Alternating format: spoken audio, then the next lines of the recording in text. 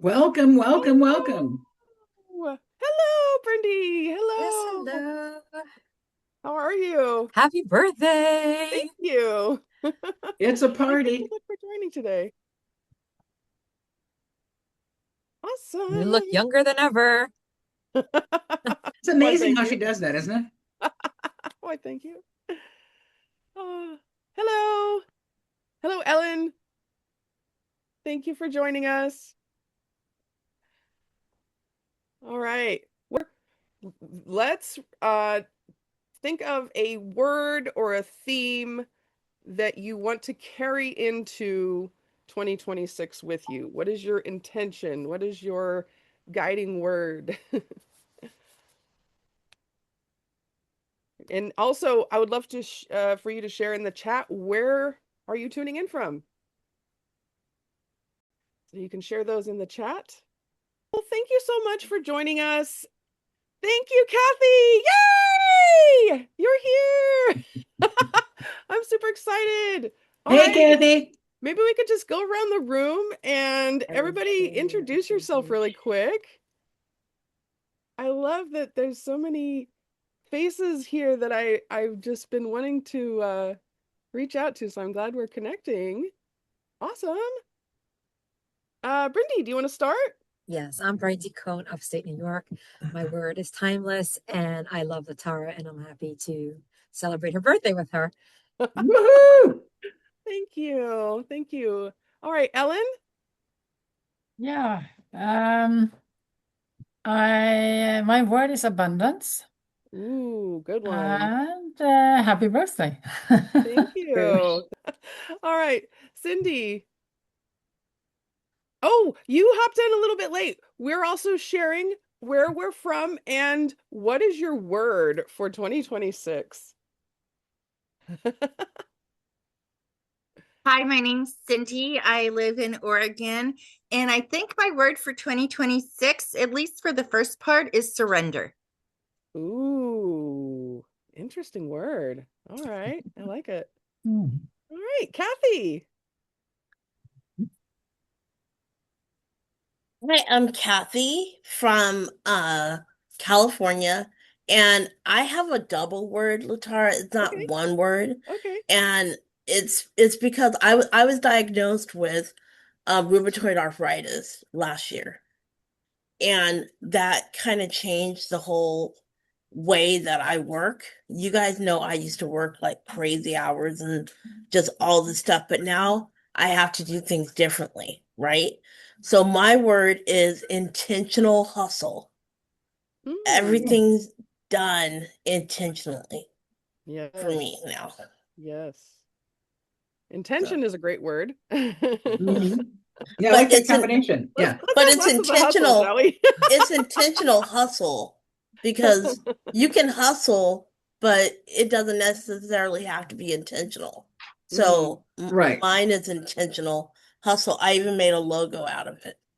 Nice. Oh, Very nice. cool. All right. Does anybody else, there's a few people that are off camera. Is anybody else want to share, introduce themselves and share for a minute? Or um, if you can't get to the camera, that's fine. Or if you're driving, just stay safe. What Yes, about yes. you and Alice, Latara? What are your words and where are you all from? Ooh. Okay. Well, I am Latara Dragoo. I'm in Arkansas, and my word for 2026 is community. Nice. How about you, Uh, Alice? Al Alice Palom. I'm in lovely East Bethel, Minnesota. And I don't have a word yet, so I'll have one by the time we're done today. Okay. All right. Well, I know this is a vision craft party, and so let me just share a little bit of what I have in store for you today. We're going to be giving away prizes for people who are here, so be sure to stick around. It's going to be a few hours, but I think the time will go by before you know it. So hopefully you can stick around for that. And we're going to be creating a digital vision board here, right now on the spot. And we're going to get clear on our purpose. And Alice will walk us through an exercise for that. we'll Mhm. figure out where is all of our time going, because one of the things we need to do is create time to grow our business. So it's really awesome magic to disappear things on your calendar so you can actually fill in things that you want to be doing instead of things that you have to be doing. And um, one of the things that we want to do before we get into the fun stuff is we want to kind of reflect on where we've been, what we've been doing, uh, where we're coming from, because you don't if you see a map, the map is kind of useless until you know where you are on the map. So you have to plot the starting position on the map in order to start heading in a direction. Mhm. Mhm. So, uh, like the scene in Alice in Wonderland where she goes, "I don't know what way to go," and the Cheshire Cat says, "Well, where are you going?" And she's like, "I don't know where I'm going." And so he says, "Well, it doesn't really matter which direction you go." So you got to get really clear. And I love Kathy's word intention. You have to get intentional with what direction you're going in so you can actually be going on the right path. Because you could be going in the opposite direction from where you want to go and you won't even know it unless you have that starting point.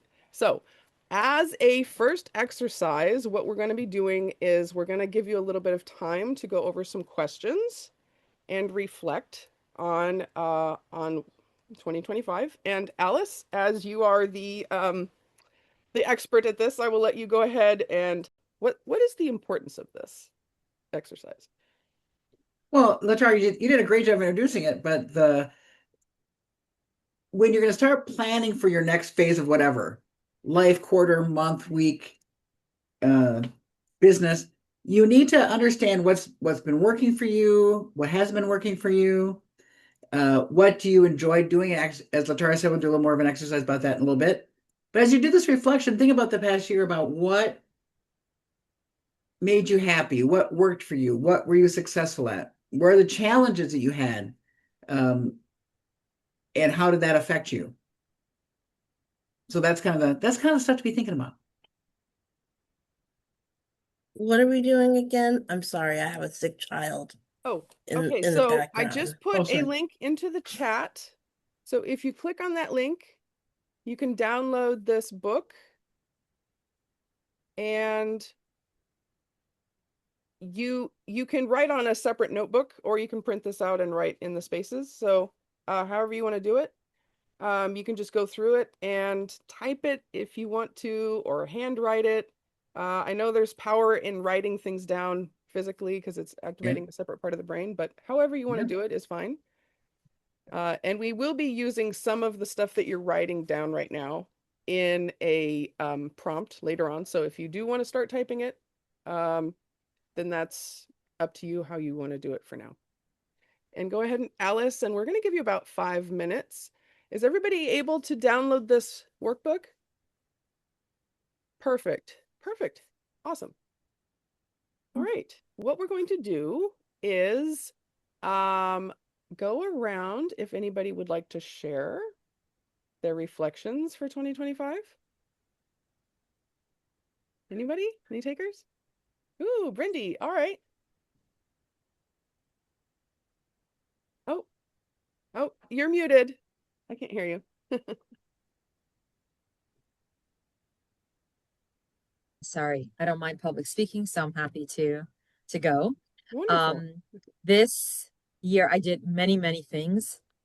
What I realized in regret of this year, and this is not the first time I'm facing this, is that a lot of the things I did was because I was wishing to get somewhere, and anything that looked like it might be a possibility got my energy. And I would like to have a lot more discernment, and I'm already working on this as I move into, like, I still can have that timeless feeling. I don't need to be pressured. And it's not like I don't have enough energy to give. But if I'm giving that energy, I may as well. And I just had that, like, someone spoke to me about doing an event in my house 4 times a year. And they were going to earn a lot and they were going to leave me with nothing. In the past, I would have said yes. Even as I went on this call, I thought so. But as I'm doing this, I'm like, what in the world? Why is it so easy for people to take your energy just because you have it? You can create that to be so much more valuable for yourself. And that's how far I got. Wow. What an amazing share. Thank you so much. Mm-hmm. Wonderful. Kathy has her Thank hand you. up. All right, Kathy, go for it. Um, what I was proud of the most, I'll just go down through this. When I look back last year, I was what I'm really proud of is that I tackled learning how to create systems and integrating what I know as a marketing professional into learning go high level. I even know how to create apps now. And despite dealing with the sickness, I still made it present. Sometimes I would have to go to a lot of my trainings and I'd be in bed. And, sometimes I'd fall asleep because it is what it is. But at least I did it. And that I'm very proud of. I didn't quit. I kept going. I stayed present. I could have easily given up. People were like, you're this way. Why don't you just go on disability? No, I'm 50 years old. We're not doing that. So that's what I'm proud of. The other thing that I'm proud of, extremely proud of, is that I was intentional about, well, me and my husband were intentional about getting our marriage on track because even though we were married, it was some friction and pressure that had been there. And now we're like getting along and we're working together and it's more of like it feels like we were in high school again, but with actual communication. So it's not like if we can't, you know, yeah, it's phenomenal. Like we're on the same page, and the synergy that you get when you're on the same page with your spouse is, I want to say, freaking amazing. I just said freaking amazing. So okay, um, what I'm changing, what I feel confident about this year is prospecting. Like I don't feel scared. I'm always going to have the fear, but now I'm doing it in a way that's comfortable for me.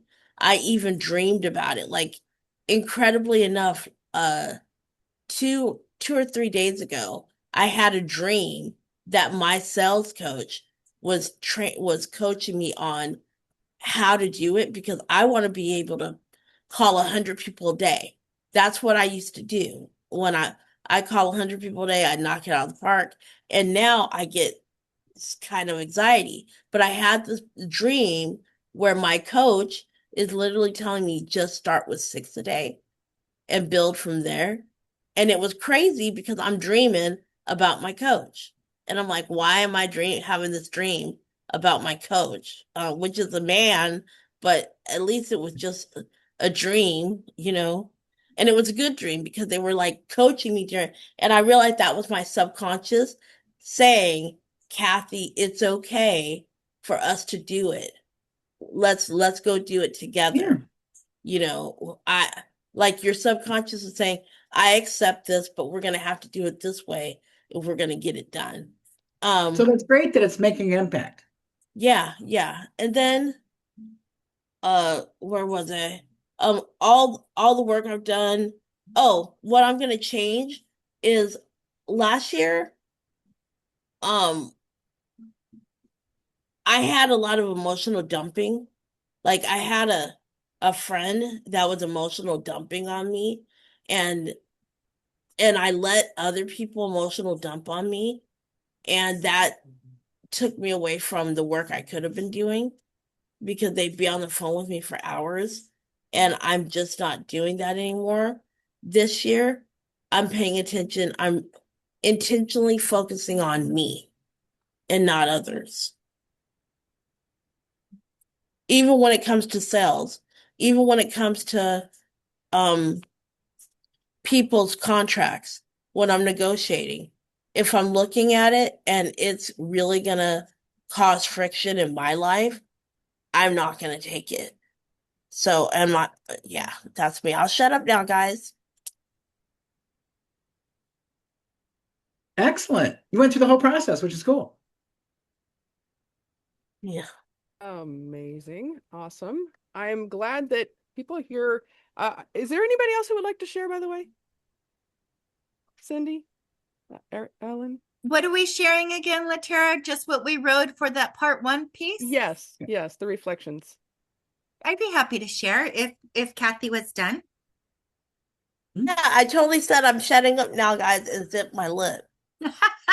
Okay. I missed that zip your lip part, sorry. So for 2025 accomplishments, let's see. I learned a lot about AI, similar to what Kathy was saying. So I built websites, funnel pages, apps, learned how to create really amazing detailed prompts. So I'm super proud of that. I turned 60. I'm amazingly proud of that. I got my website turned on. I took my son to Peru, Machu Picchu this past year, which was a phenomenal trip. I find I say yes to myself more, which looks like saying no to other things. And just honoring that and not feeling obligated when I really don't want to do something, and just being really comfortable of saying, no, I don't feel like it. And along with that comes dropping, letting go, releasing this idea of a pretense. Like I have to be something different than what I'm truly feeling. So I really like that. I don't know if some of that is coming with the age thing, just naturally or what, but that felt really good. Along with my website being created and being out there, I also updated my LinkedIn profile to where I feel I've really got something that reflects me. And I work on limiting beliefs with a different coach that I think I met Latara through. And yeah, anyways, all really good stuff. Where did I feel clear, confident, and momentum? You know, where I felt the most confident, connected, and in the moment was when I was doing my different spiritual practices of connection, of spiritual healing. And so that question kind of reminded me, maybe I want to do a bit more of that in this coming year. And I've already started with death light codes and whatever. Anyways, I also felt really confident and in momentum when I was working with AI and doing the technical work. That lights me up. That is so much fun. I spent all weekend creating a brand new app. So those are things that really light me up and make me feel in flow. And I think what makes that possible is that internal awareness work that I've done. That I've done all my life, but really kind of, Kathy, aren't you so sweet? Really focus more on the internal and honoring me. Which, you know, sometimes as women, and we're spouses and we're mothers and we're children of aging parents, or we're siblings and we're workers, and you know, everybody else comes first, and we don't maybe allow ourselves time to do that internal awareness and really get in touch with who we are. So I'm so very fortunate that all of that other stuff is sort of out of my life right now, and I really do have an opportunity to go within a lot more. And where stuck, unsure, a little scattered is really, what am I truly offering the world? What can I step into that I can feel is of value and can really help move the dial for somebody else. And it's that value piece. But I think also it's a lot of, I just think what I know, what I do is just regular and just common sense, and just everybody knows their money. Why do I need to tell people how to feel about their money or how to manage their money? And so I think I don't maybe give myself credit enough for what is valuable to others, because it's just something I've been doing all my life, right? So I don't think about that too much. Anyways, and then this was a really good one. What did I intend to prioritize but didn't follow through? That was my health. Even though I am a very healthy person, I wanted to be healthier when I turned 60 a couple months ago. And I missed that mark. And what got in the way? I got in the way. Pure and simple. It's the only thing that got in the way was myself. So yeah, good stuff. I love the questions. Thank you. Awesome. Wow, it sounds like you're living your best life already. Holy cow. Not quite, but I try. And here's the other thing that I think about is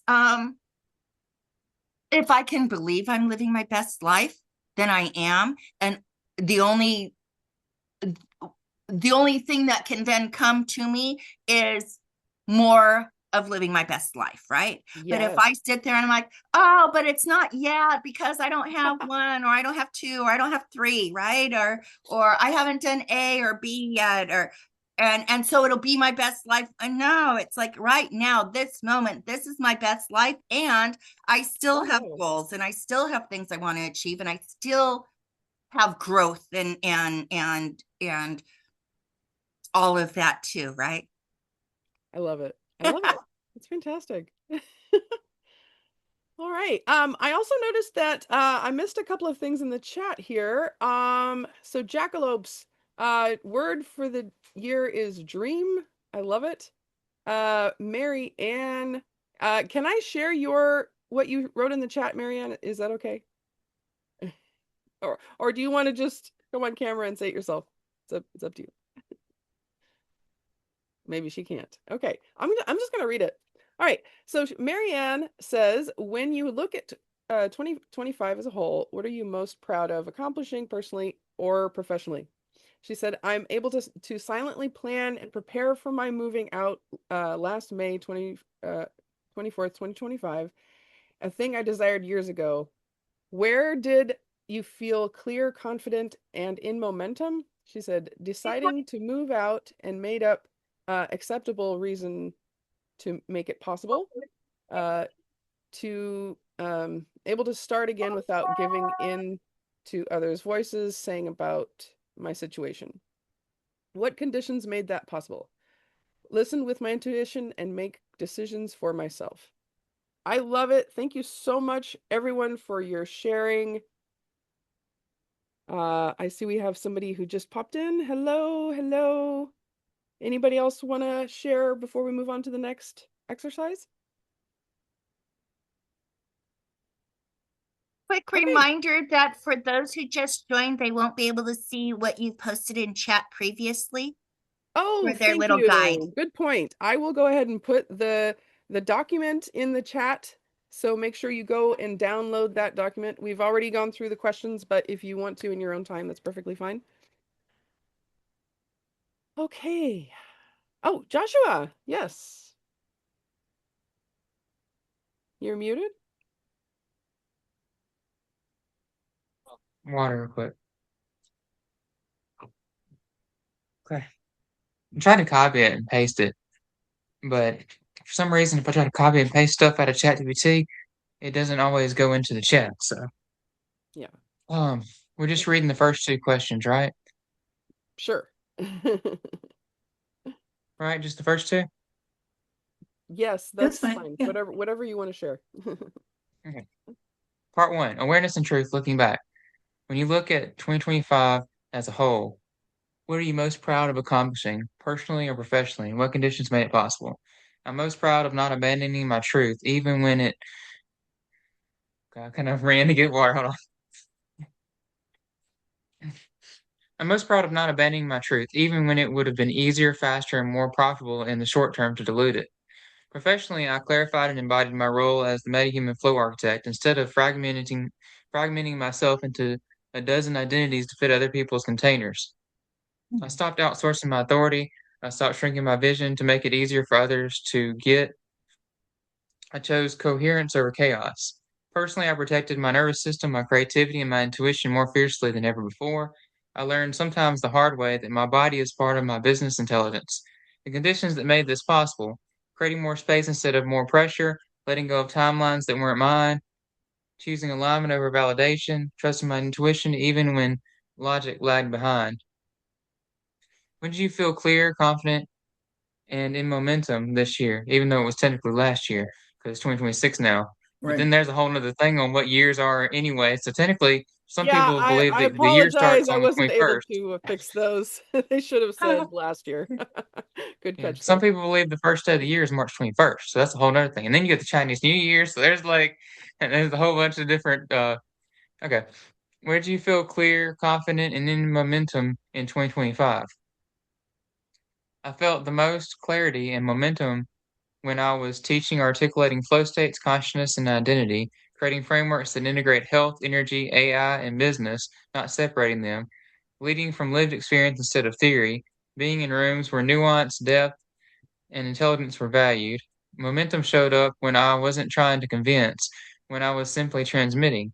I was confident when I trusted that my way of seeing things is not too much, it's just ahead of the curve. So, what I did is I downloaded the document and I have ChatGPT set to don't use for training. So, I upload the document and I said, You were Josh K.O. Buckley filling in filling, filling these in. And then it shows and it filled in those two parts. That's great. I love that. That's fantastic. All right. Well, thank you so much for sharing, everyone. All right. So, I don't know about you, but well, let me do this. Let me do a poll. How many people here feel overwhelmed, stressed out, anxiety, apprehension about 2026? Nobody? Are we all okay? We can bypass this exercise if it's not going to help anybody. That's fine.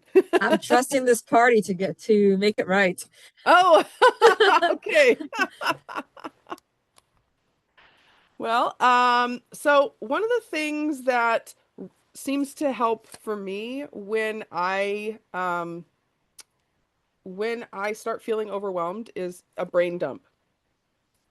And just getting out all the things that you need to do on paper seem to really help because you can have like six thoughts swirling in your head and you're like, oh, I have to take the dog for the walk, I have to go get the prescription, I have to go buy milk, I have to this and I have to do that, and like it just cycles, right? It just keeps going through your brain because you don't want to forget it, so you have to constantly remind yourself, right? But if you just like write a to-do list of everything that you need to get done, you can get it out on the paper, you can look at it, and then you can go, ah, okay, I can release it from my brain. I don't need to keep recycling that dialogue in my head over and over again. So that's why I love doing a brain dump right before I go to bed. If I don't do it, I will stay up for hours thinking about things, overthinking about things.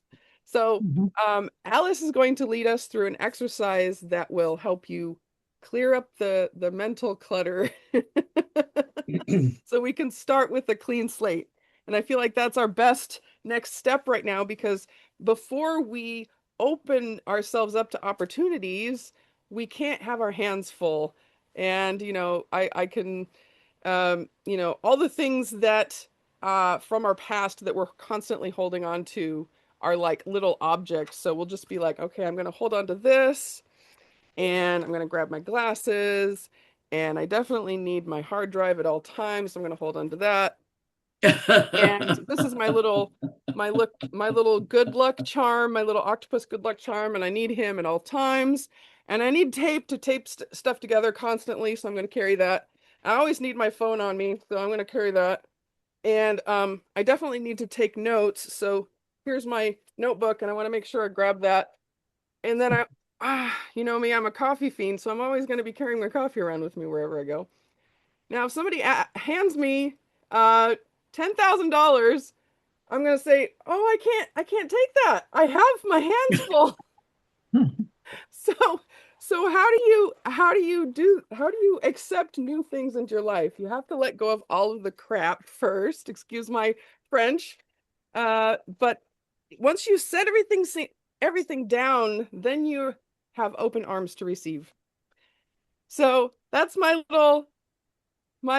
2 cents on that. And Alice, why don't you go ahead and take it away?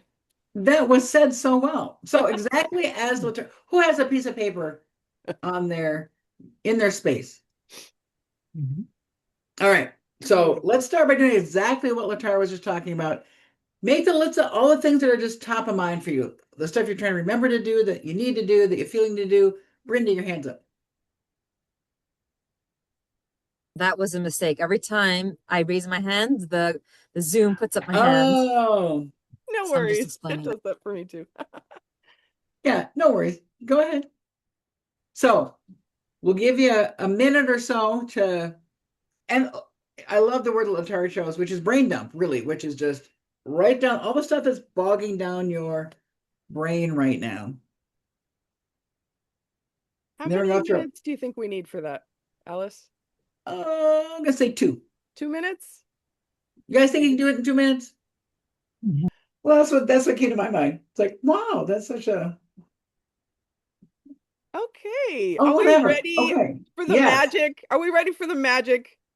Alice is gonna wave her magic wand and then just create time on your calendar instantly. It's an amazing process. Gee, no expectations there, Latara. Thanks for that. All right, let's go into presentation mode. But this is the 4Ds. We're going to talk about things that you need to do, things you can delegate. I've actually been turning defer into dock it onto your calendar.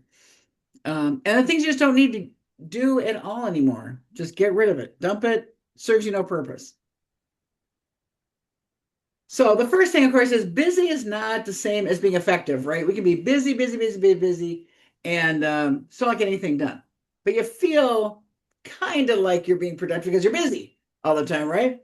But this can create that overwhelming kind of, but as you go, nothing's getting done. You're not necessarily making decisions about should I do this or that or that or this or whatever.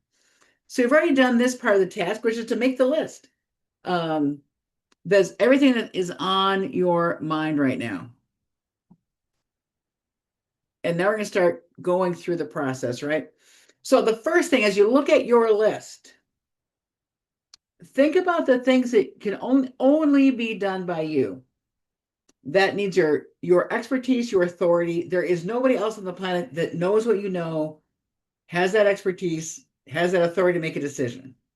So on your list there, take a minute and we're going to put a do next to it. The things on your list right now, as you look at it, you know, you have to be the one to do it.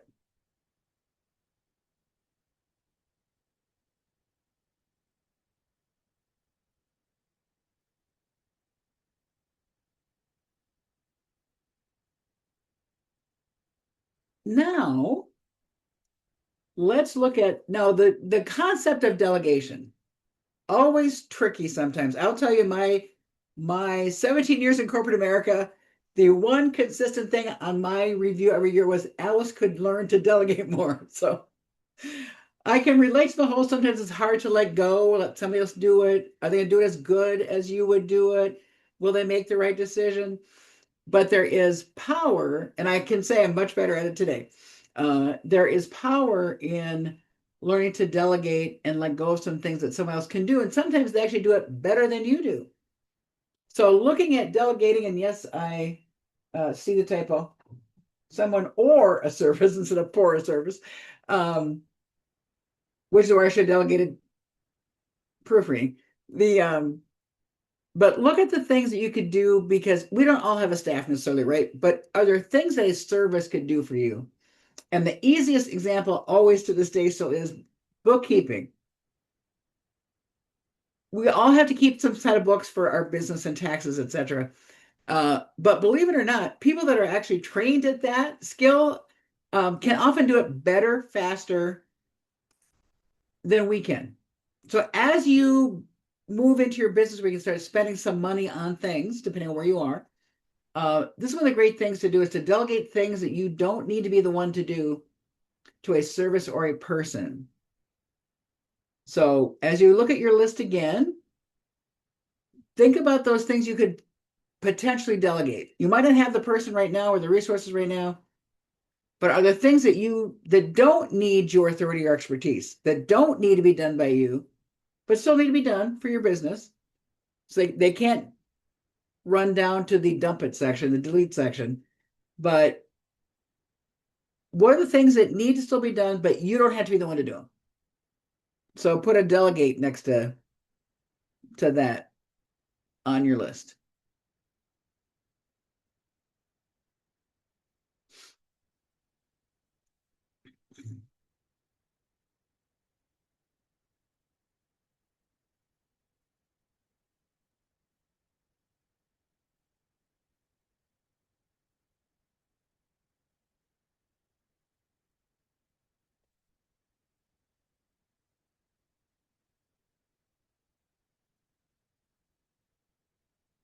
And I always love the delegate section. So does anybody like to volunteer things that they're identifying that they think they could delegate elsewhere?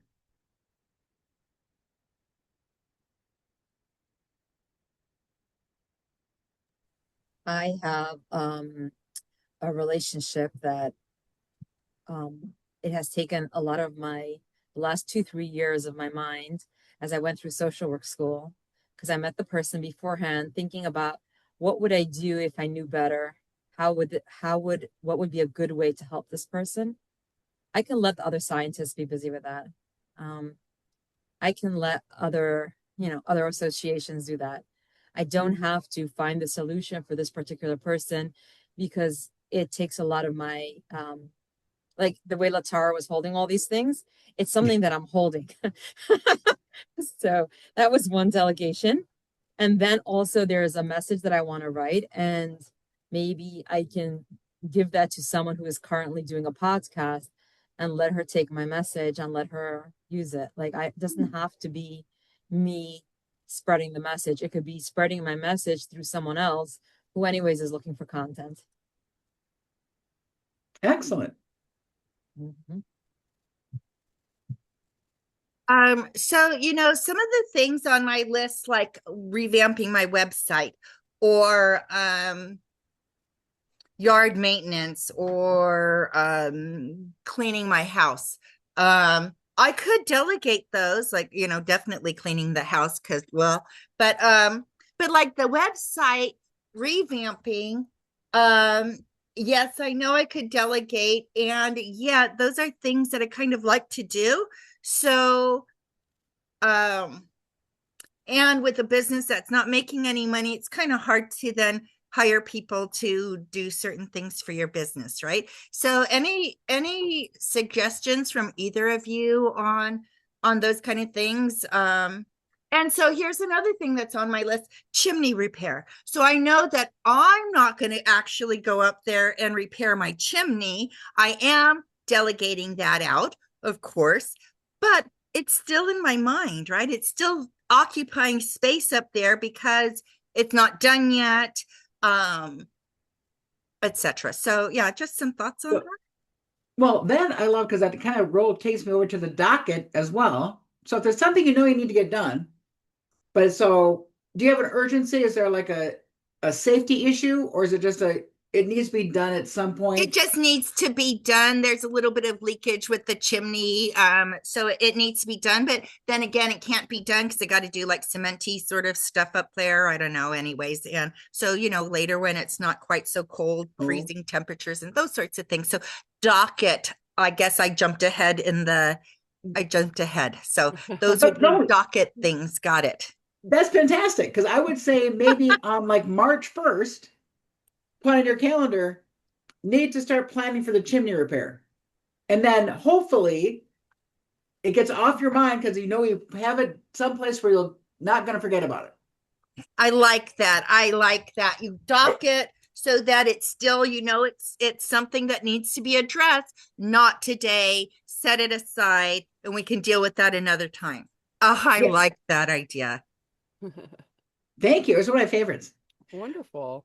As Latara will tell you all about calendaring, as far as making sure the things that get done are on that calendar so you don't forget about it, and to plan the time. So like my suggestion was plan for the chimney in March. You're not going to do it in March, but start thinking about, and then as you come up with what that needs to be done, you might add things like, well, by April 1st, we need to have a contractor, or, but you know that you're going to think about it and not have to worry about it taking up space in your head for at least till March 1st.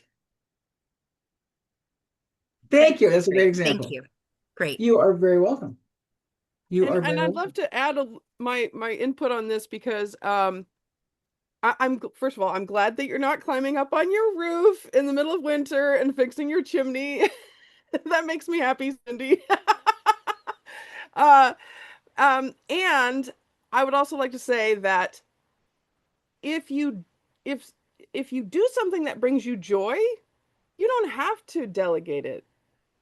But if you're doing something that every single time you're dragging your feet, you're procrastinating, you hate it, you dread it, those are the things we want you to try to find somebody The that drudgery items, the drudgery, right? We don't want to be in drudgery. Yes, Right. remove the drudgery items in any way, shape, or form. I like maybe we need to add that to the D for dump. Perfect. I like that. I also have a suggestion for Cindy about her website. Can I share? Sure. Yes.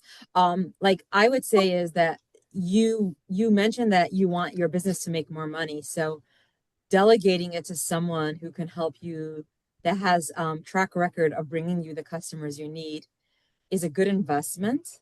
But that doesn't mean that you need to give away your voice. They could work with you and incorporate your ideas and walk you through the process to an end result that is better than you would have done it alone, but maybe not as expensive because you were part of the process, or at least it's not so expensive because the results you're getting is new customers, which pays it off. Yeah. Kathy, thank you so much.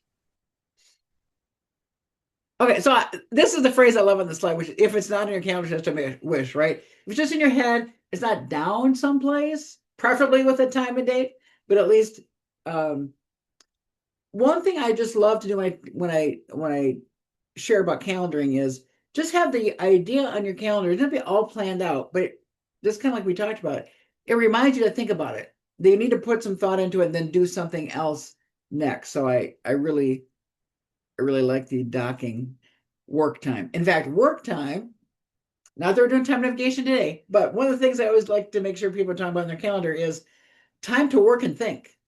If you fill your whole day with appointments, when are you getting work done, right? So you have to have that work, think, decompress, recompress kind of time on your calendar to take care of that. So yes, the docking concept. What are the other things on your do? You need to be the one to do them, but they don't need to be done today. They don't need to be done tomorrow. But what is a good spot, like we just kind of talked about? So as you look at your list and all the things that were a do, because they need your authority and your expertise, what is a good spot to dock to the next thought process for that? Is it I'm also in a place where you can't do a lot of outside cement work right now as well because of the temperature. But are there other things you need to do based even on the weather in your area? Something you do now before it's 110 degrees outside is another option, right? From the other extreme. What are the other dependencies on those things on your list that you need to have them done by a date because it's before something else that's a dependency on it? And Kathy, are you ready now? Yeah, I'm ready now. What I was saying is something that I did when I created my business plan this year. That I delegated what I needed to do in my business in order to scale this year. Mhm. So and even though the revenues may not be there, I already build it into the project. Good plan.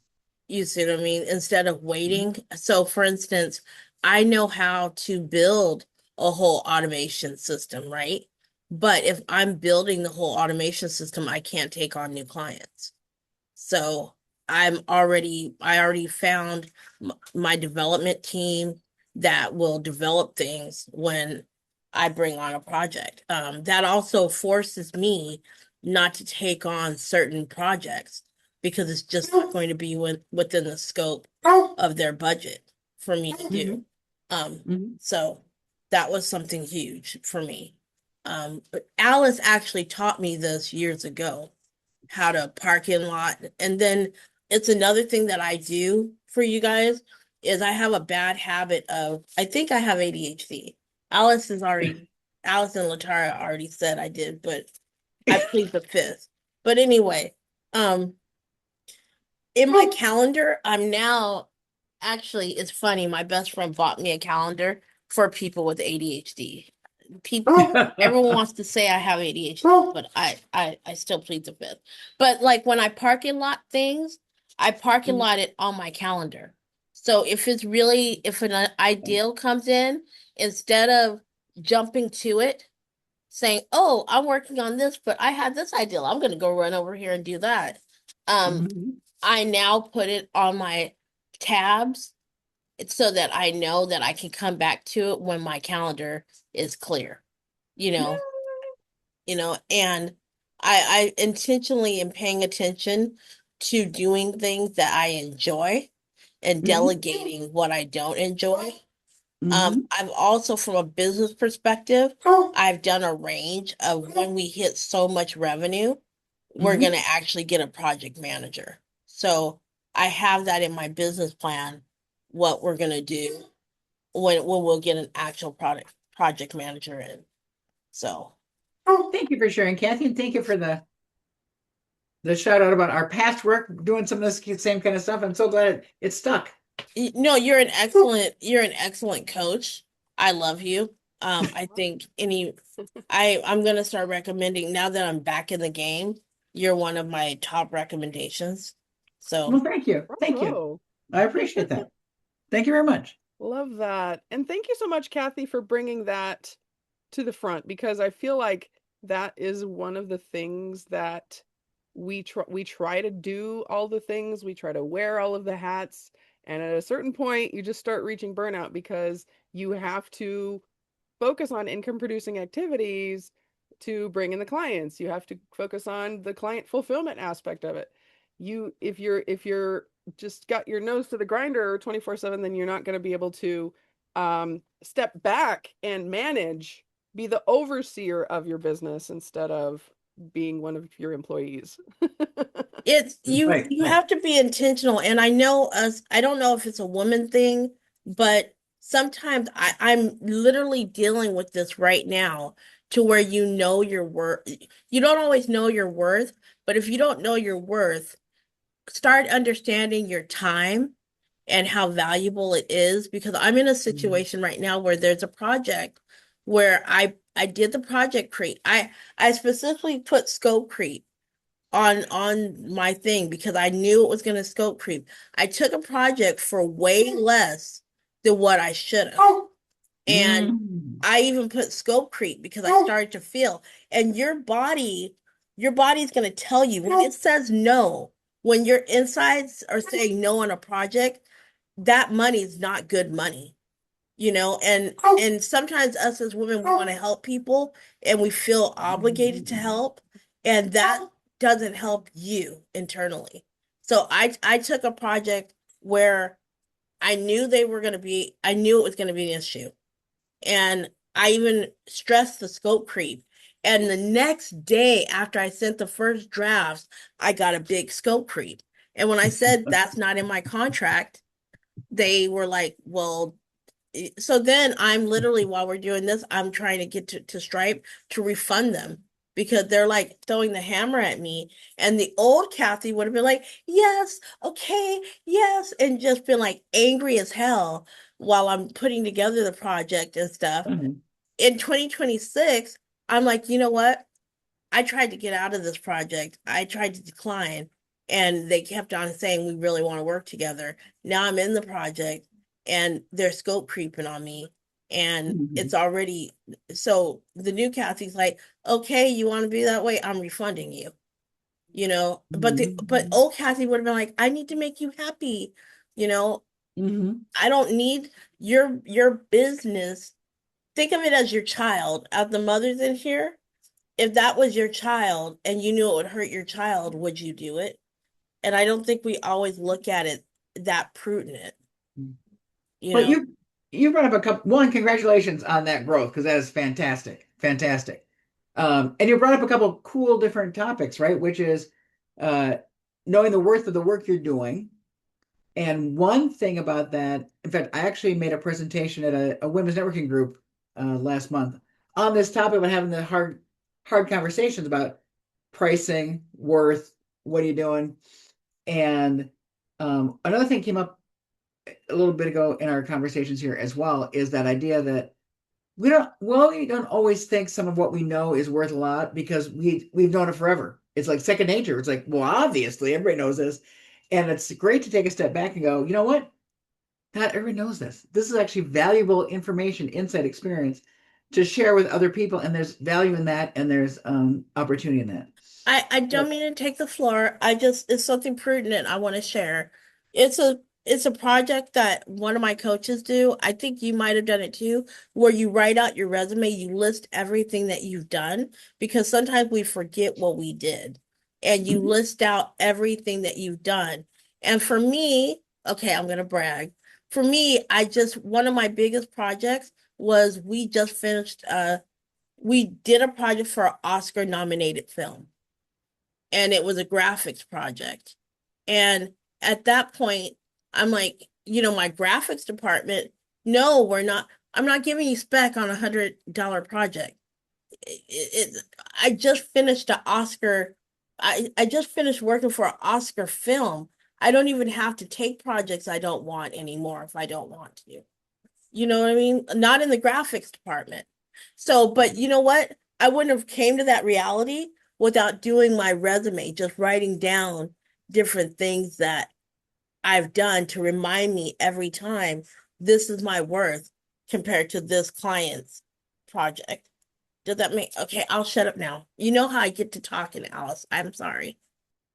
Well, but one of the cool relevant things out of that is the whole you get to pick the clients you want to work with, Yes. making sure they align with you, your values, what you're trying to accomplish. They move you to the next goal in your list, or is it something that sidetracks you backwards? And you don't have to say yes to everybody. And sometimes when financial crunches are in place, sometimes it's harder not to say yes all the time. But that again gets you back to being able to look at what is important to you and where you're headed, and will that help you on your journey? Now, Brindy, did you move your hand or is your hand up? Brindy, you're muted.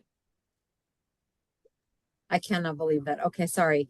I'm basically also hearing that sometimes we give a good price because we enjoy to give a good price, but that's not an invitation to say that our work is not valuable. That means that this is the deal.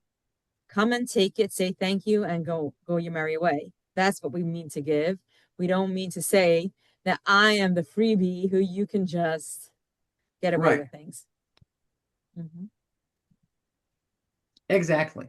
Beautiful. Okay, I'm going to move us back.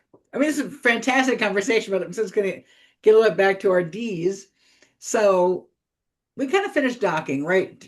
Put stuff on your calendar to make sure you have time to think about it, and uh, and make sure it's not just in your head somewhere that it just keeps bothering you, right?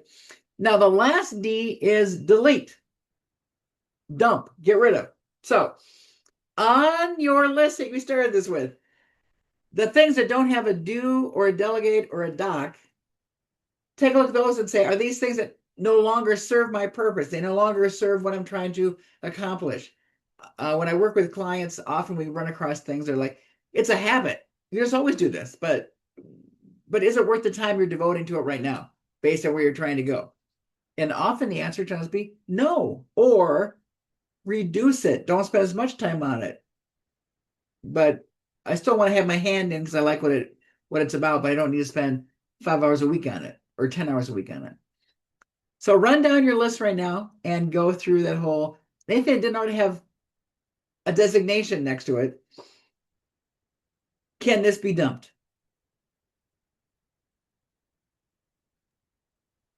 Like binging on Netflix. That might be an opportunity. So maybe just semi-binging because it brings you joy, right? But you can't spend all You the still time. need to enjoy your life. Just watch one episode, not the entire series. That's sometimes where that whole timer can come into place, right? I got 2 hours and I have to quit watching Netflix. So anything people are finding that they can dump off of their list.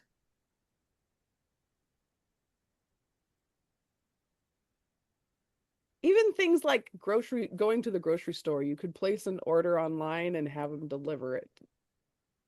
That's This is almost one a suggestion delegation. of something that you can, not not Yeah. spend the time if you don't want to. If you like going shopping, go for it.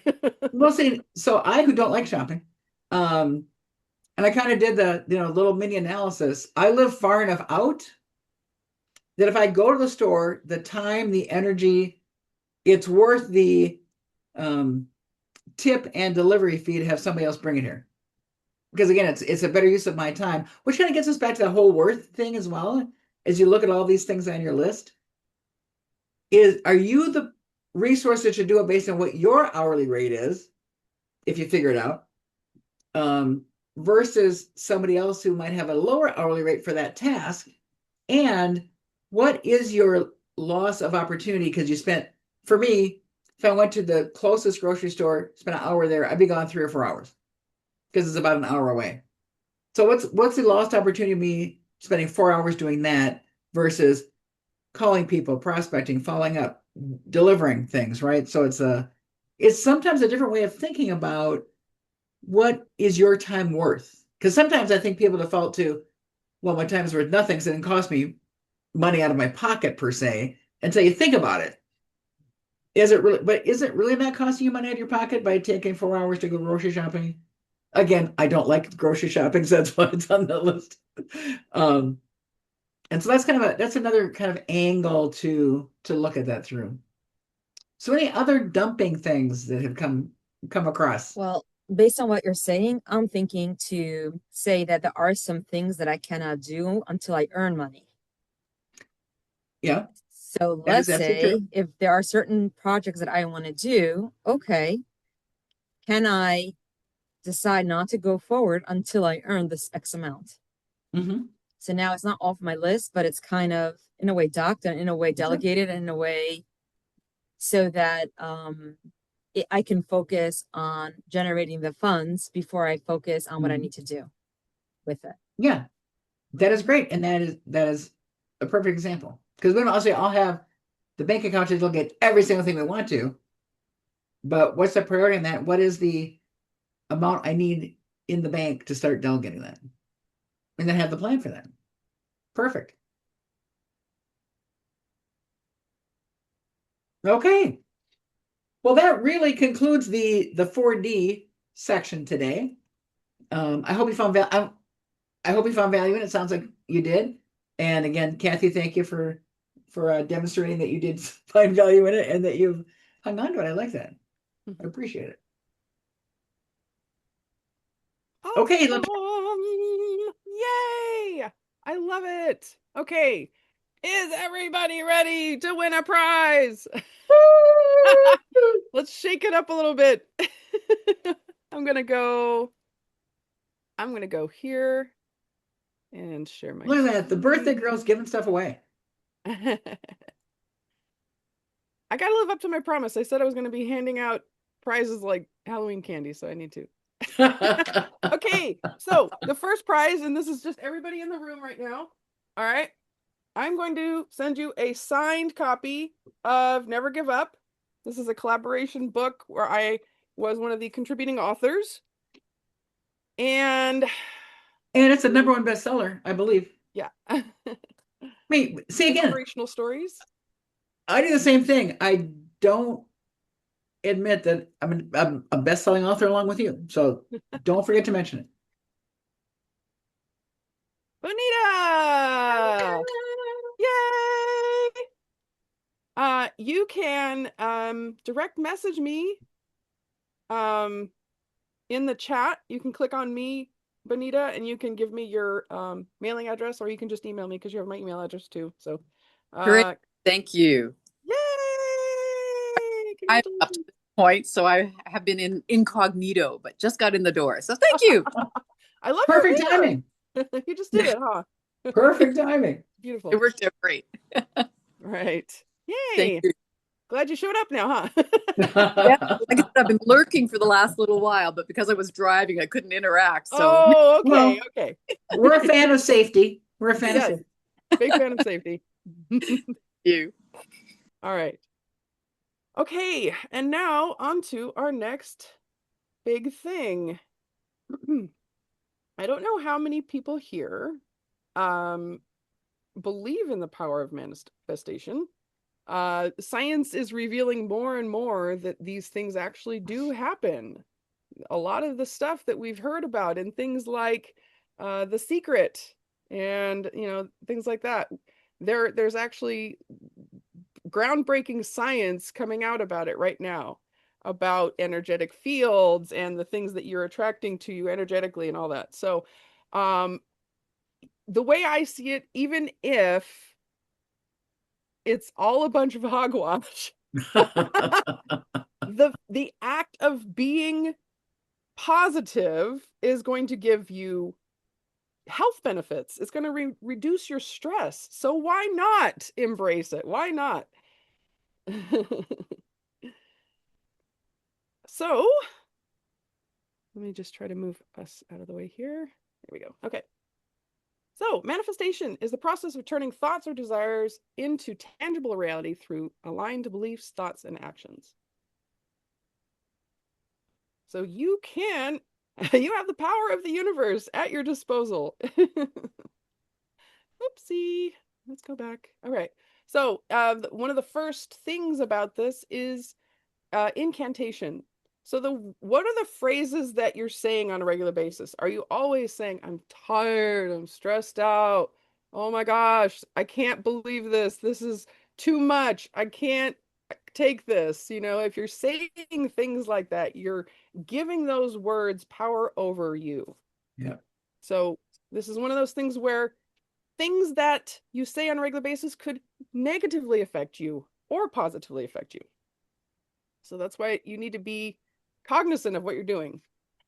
And one thing that you can do is you can push things away from you energetically that you want. So that's why you want to be, again, we're going to use Kathy's word intention, because that's such a great word. You want to be intentional with the things that you're saying out loud, because you're creating your reality as you go. And one of the scientific aspects of this is when you're creating something, you're focusing on something intentionally, and that activates your reticular activating system to seek out those opportunities that align with that. So a lot of this stuff is going on subconsciously. So what can you do to help it along, basically, and give it some direction? So here's a quick little story about something that happened to me. Several decades ago now, I found a magazine, Dream Homes magazine. I read an article about Baja, California, and I tore the page out of the magazine and I painted it. So that's my painting on the left of I think it's Los Cabos. And that's that famous arch at the bottom of Baja. So I painted that. And then I would say within 6 months of painting this, I ended up working for Dream Homes magazine. Coincidence? Maybe. I like to think that I drew it to me by Yeah. painting that picture.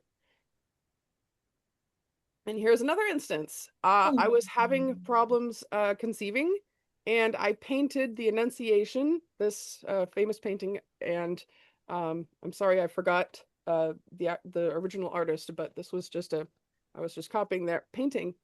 And it's all about Mary receiving the word that she was going to be bringing Jesus into the world. So, so that was kind of like my connection to, getting pregnant, basically. And I ended up having this beautiful little girl. I don't know if you can see that with all these boxes in the way, but there's my beautiful little girl. We can see Jade. Yeah, there's my girl. Here's another instance where I kind of drew reality to me. Is I see this headshot on the left. notice that the image in the middle of the picture on the right is that same picture. I drew a picture of Forbes Riley and I sent it to her, and she ended up speaking on one of my summits. So that was like definitely drawing things into existence. So another way that you bring things into your reality is through inscription, the things that you're writing down. This is why we're doing a lot of writing exercises. A lot of this is brain dump, but what we're going to be going into in a bit is we're going to be actually writing down your dream life the way you want to see it, your ideal version of your reality that you want, that you desire for, that you're aspiring to, your goals. And when you write something down, I don't know what happens, but subconsciously it just causes magic to happen. This is a perfect example. I got my dream home after working for Dream Homes for 18, it wasn't 18 years at the time, it was about 10 years at the time. And I wrote down, my husband and we wrote down a list of all the things we wanted in a house. We wanted it to have land, we wanted to have some source of water on the property, and we wanted trees, and we wanted privacy, and we wanted a mountain view. And in the lower right corner, you see the mountain view. The funny thing is, when we bought this house, it didn't actually have that view. And it ticked off all of the boxes except for the mountain view. And over time, the trees that were blocking this view fell over, and we eventually ended up with this mountain view. So it did end up actually ticking off all of the boxes that we had.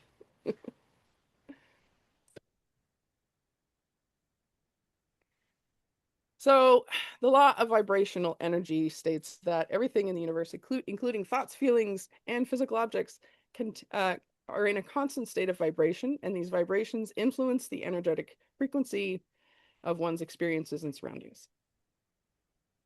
So this is one of the reasons why we want to be around people that are like-minded, that raise up our vibration.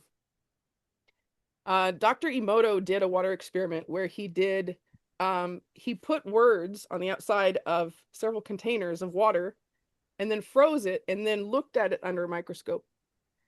And the words that were like death, negative words, they all had really horrible imagery. But the ones that said things like, I love you, thank you, you're beautiful, they had these beautiful crystalline structures. So this is a scientific experiment that was done that proves that these vibrations really do affect water. And what are we made of? We're what, 80% water or 90% water or something? So A lot of water. just imagine what your harmful internal dialogue is doing to you. If you're constantly saying things like, I'm stupid, I'm not enough, blah, blah, blah, that negative chatter that goes on. So start trying to replace those with things like, I love you. You're awesome. You're doing good. You are enough. Mhm.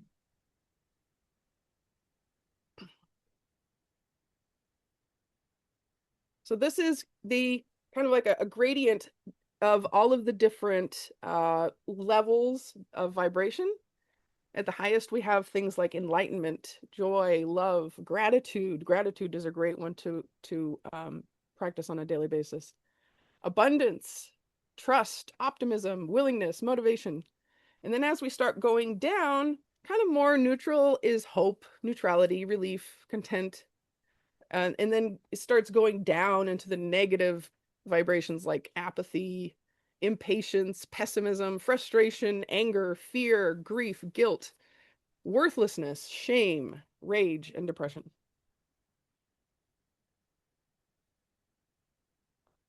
So another thing that can affect your ability to get into the right state of mind, the right vibration, is just listening to um, all sorts of music that's out there that is available even on YouTube and just free, that you can find things like um, binaural beats and uh, you know, oh shoot, I can't think of the word for it right now. Help me out here, Alice. I don't know the word for it.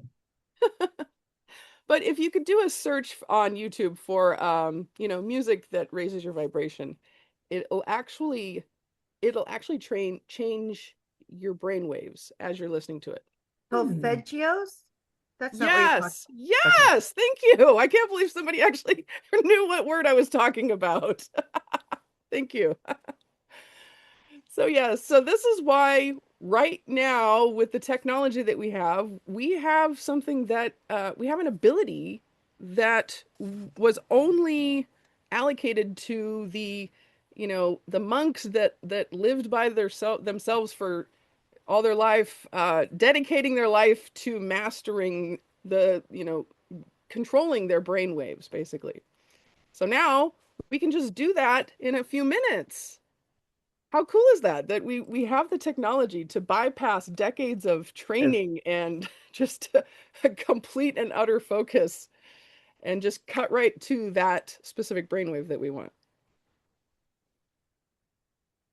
Hollow sync, that was one of the other ones. Yes, healing frequencies, third eye activation, brain entrainment music, subliminal affirmations. These are all things that you can search on YouTube and find some video to listen to for a little while and help you out. If you don't like this idea, then you can also just listen to upbeat music that makes you happy. Yes. And here's the word that Kathy used earlier, intention. The conscious and purposeful determination to achieve a specific goal or outcome involving a focused and directed effort towards its realization.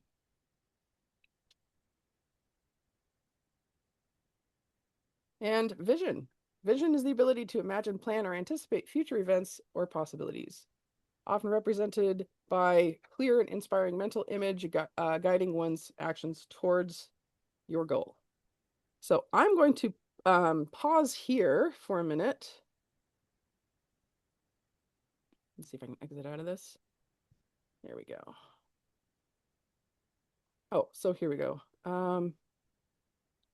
So the visualization. Okay, so I'm going to go ahead and hop over into my actually, you know what? Before I hop over, let me just stop for a minute. Oh, Bonita got kicked out. Okay. I'm going to stop share for a second and just check in with everybody. How's everybody doing? Anybody, any thoughts around what we've gone over? I do think it's truly amazing the power words can have, to your point about the negative things versus the positive things versus I love listening to upbeat, in my case, rock and roll music when I get ready to do a presentation or get ready to do a summit or get ready to go do a meeting that I'm not overly confident about doing. It just kind of is a great jazzes you up and to your point, raise you to that next level. Yeah. You kind of like, I'm sorry, go ahead, Cindy. I'm so sorry. No, you Go please. for it. I was just going to say, along the same lines of listening to music, I listen oftentimes to Hindi music, kirtan music, the chanting of the divine names, and I just like having that just on normal days, just sort of playing in the background quietly. I know it just something to my soul. And like Alice said, when I need to get pumped up or something, then that's when I'm listening to, like, my rock and roll, my 80s alternative new wave kind of right stuff that I used to rock out to as a teenager. Those are things that really light me up too. So yeah. And also you talked about the sound, but to me also the words that I am saying up here too, right? I mean, yes, the sounds, but also the words as they have the meanings. So even if I'm not actually speaking them, I hear them in my head, and they can either be good or bad. I guess there's no good or bad. Everything is it just is, right? That's a good point. It is what it is. Okay, Kathy. This resonated with me for 3 reasons. One, when it talks about your words and the things that you speak, there's a scripture that I hang on to: life and death is in the power of the tongue. So this aligns with that very strongly. Also, with you drawing pictures, there's something that when you mentioned the pictures, it reminded me of something I'm doing right now. I'm sending custom cards to clients that I want, where I'm sitting there talking with them and telling them, like, part of the pictures are that. Third, my husband, when I disliked him, I put, like, we used to bicker back and forth, right? And I always loved him. Sometimes you dislike your spouse. You can Right. love them, but you can dislike them. So I put wonderful husband. So I changed his name in my phone to wonderful husband, so that every single time he called me, it would say wonderful husband, and my attitude would just completely change. And then I started seeing him as a wonderful husband. And then after 30 years, he's intentionally been working. He's always worked on the marriage. We're not going to be married for 30 years if he didn't. But he's intentionally making steps, and he's intentionally softened his heart. And I feel like that was all manifested by the grace of God and through the words that I put. I saw him as a wonderful husband, and now he's always been wonderful, Justin, but he's gone over and above what he was already doing, I love that. to even, yeah. That's Yeah. amazing, huh? It's It's just amazing how the people around us will shift when we shift, right? Yeah. Yeah. So now, thinking of that, I'm going to put every client, it'll be my next client next to the people I want to be my There you next go. client. Yes. So that Yes. Beautiful. I love that. every time they call me, I see my next client next to them. Fantastic. Awesome. Bonita. I was going to suggest something along the same lines. You know how you set alarms for yourself on your cell phone? You can name it whatever you want. I have mine named things like amazing income, open to receive the good, life is amazing, making it happen. I am safe, I am successful, all these kinds of things. So when your phone rings, that's what comes up on your phone. So it's a great little reminder, anytime you have an alarm. And I have some that I set just for the heck of it. I don't really need to do anything then. I just want to see it pop on my screen. I love that. Yes. Give yourself little reminders, right? Affirmations on sticky notes. Here's one I have right here on my desk. I have a little sticker I can't peel off and show you, but it says bliss. And then this is a sticky note I've had for ages that says just to be present. And It it is has a little amazing. picture of a present on the side. This is amazing. Wonderful. I have one on my wall, which is done is better than perfect. Yes. Which is fighting my need to be perfect on Yes, things I for send sure. out, right? For sure. And it's a great visual reminder of what you're working on, what you need to do and would like to manifest not being being done, I guess. My little princess. I love it. I love it. She really is a little princess too. Oh, so good. Okay. All right. Well, we are about to get into our next phase here. And now that we have explored the possibilities of what we can attract to our lives, and we've cleared the slate so we can start with a blank page, I would like to take everybody through an exercise. This will be about 5-6 minutes where we're gonna just go. It's just a little bit of a visual, a guided meditation, visualization. And if you don't mind closing your eyes, I'm going to go ahead and start some music once I juggle all these little boxes. Okay.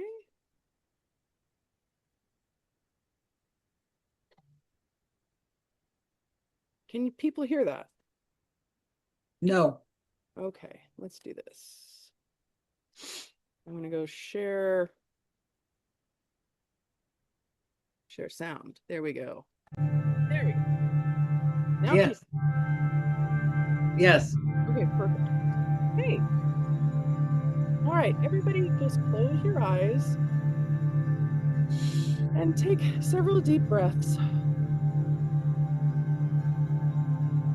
We're going to breathe in for a count of 10 through the nose, hold for a count of 10, out through the mouth for a count of 10, and then hold for 10. We're going to do that 4 times. First, do the first few together. 1, 2, 3, 4, 5, 6, 7, 8, 10. And we hold 1, 2, 3, 4, 5, 6, 7, 8, 9. Out.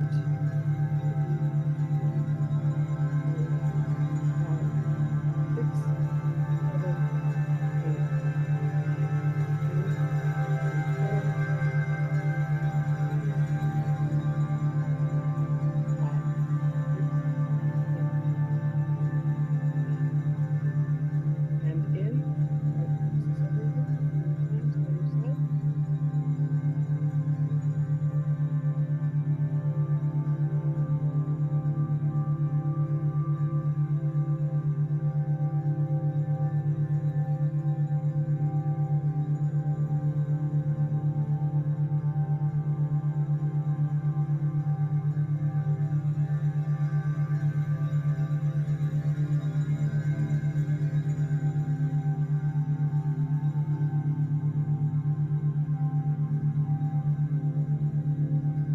yourself. Gradually, we slowly start moving your attention, filling your body. Just settle into a comfortable position.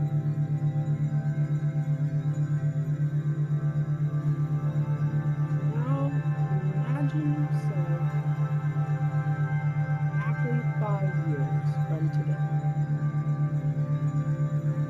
5 years from today, you're going to jump ahead into the future, and you're going to be in your body 5 years from now. You're going to wake up out of your bed in the future, not now. You're going to wake up and you're going to look around you. Where are you? Are you in the same house as you are now? Or are you in a dream home?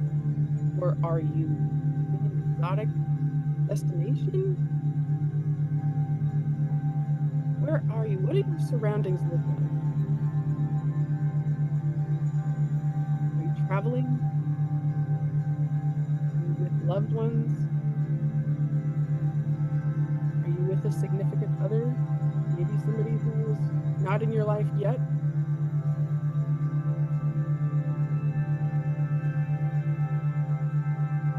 And then get up out of that bed and look outside.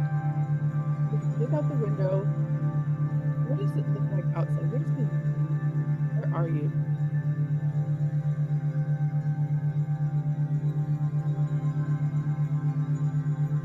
Now, I want you to find a mirror that's hanging on the wall. I want you to look in the mirror and look at yourself 5 years from now. Are you happy? Fit? Do you have excitement in your eyes? You've accomplished your goals. You've reached your dreams. And you're so proud of yourself for getting here.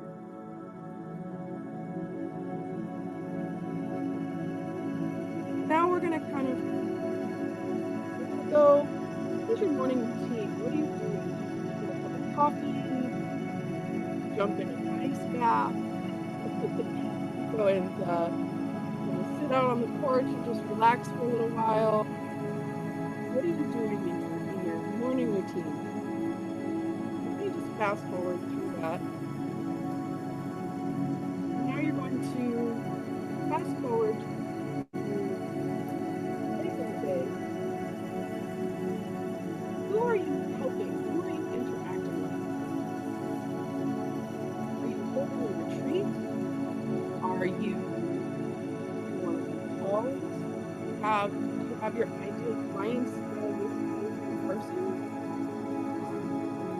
Traveling to an office, or are you working from home? Just envision some of the interactions with you, interacting with your ideal clients. Or you're interacting with people that you love.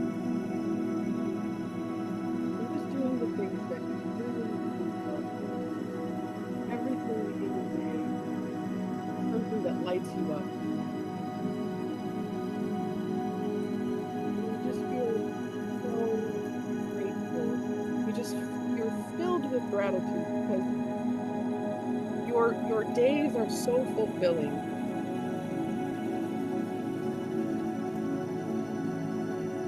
You get to spend the time that you want to with your loved ones. You get to spend the time that you want to with your dream client. Or you're making an impact in the world. Maybe you're running a charity or a nonprofit organization, or helping one, facilitating growth, impact, making a difference in the world. Just embrace what that feels like.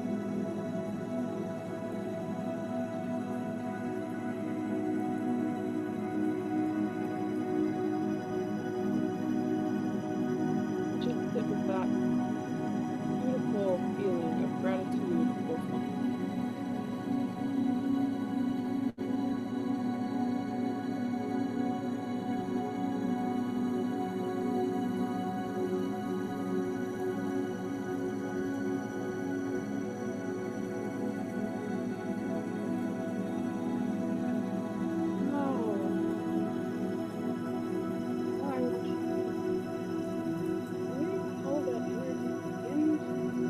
Heart. If you want to just literally bring your arms up and pull it all into your chest.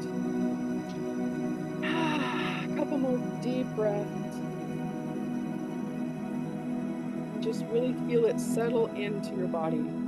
You're kind of merging your 5 year from now self with your current self.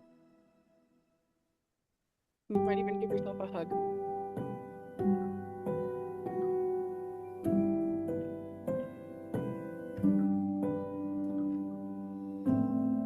And then slowly come back to the current day.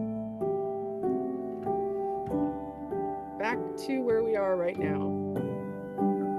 And just shake it out if you need to. Yawn and stretch, whatever you need to feel comfortable.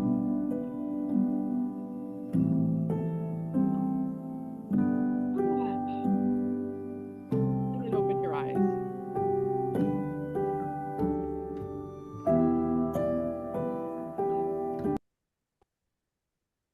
that for everyone. That was really nice. Awesome. You should Awesome. record that on YouTube. I'll be honest with you, there's a lot of what you were saying I missed, but I got the general gist, and so I Oh, just I kind of put apologize. that's okay. Does my sound low? When the music swelled, then your voice diminished, and so Oh, a lot at the beginning, after the first like counting, I kind of missed the rest of the counting, and then as you started, I kind of missed it, but I got the gist of putting myself in the future, a few years. Who was I with? What was I doing? How was my morning? What was my day like? Those sorts of things. It was quite lovely. Thank beautiful. you. Beautiful. I didn't want to leave, actually. Aw. I literally felt myself hugging me, and Aw. she talked to me and told me, "See you soon." It brought I tears love to it. my eyes. Love it. I love it. Oh, so good. Anybody else want to share? I'll share mine. The picture behind me, that's not actually my view, but I put it there as my view because that's a piece of my vision board. Is one day I will look out my window and that's going to be my view. And then we'll all come visit you. Yes. And I'll hold retreats at my house and you're all welcome to come. Oh, there we go. You have enough property to build like mini cabins and do a whole retreat thing, Latara. Beautiful. Bonita. I've got to share this personal and funny one with you. I had a vision board and I met this because I was looking to date, and I met this gentleman who was like, check, check, check, check. Everything was great. We were dating for just over a year and a half. And then he says, oh, I've got to go back to my home country and reapply for another visa. And I said, yeah, no problem, because he's done this before. No big deal. Well, they wouldn't renew his visa because of the trouble we've got in Canada right now with immigration. Oh, no. So, I mean, and that's really bad. We never had a fight. Everything was wonderful, but he's had to stay back in Brazil. Okay, fine. So it's been, just over a year now, and I start the dating process again. And I did my vision board, and I said, must be able to be in Canada legally at all times. So the next guy I met, everything was great. We went out a couple of times. Everything was very nice. Then he says, just should let you know that I was in jail for a while and I'm not allowed to leave the country. Oh, no. So he will be there forever. That's right. So I said, that was very nice meeting you, but good luck in your search. I'm out. It's like a prompt for AI. You need to narrow it all. Exactly. Yeah, you've got to be so careful because the universe has a sense of humor.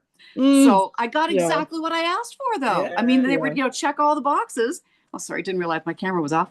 They were, check all of the boxes, but that one really important one, I went from can't come into the country to can't leave the country. Wow. Oh my goodness. So back to the drawing board. I got to redo my vision board. All right. Well, that's the perfect segue then. That's the perfect segue.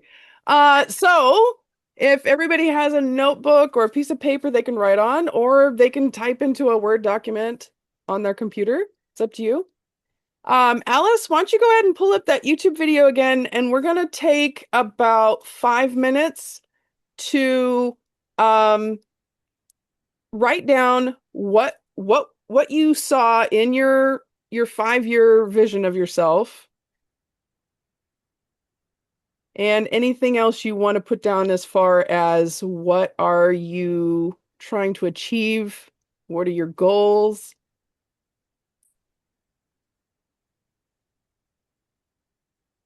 So Alice, go ahead and start that, and then I'll put a timer for 5 minutes on the clock. Anybody want to share?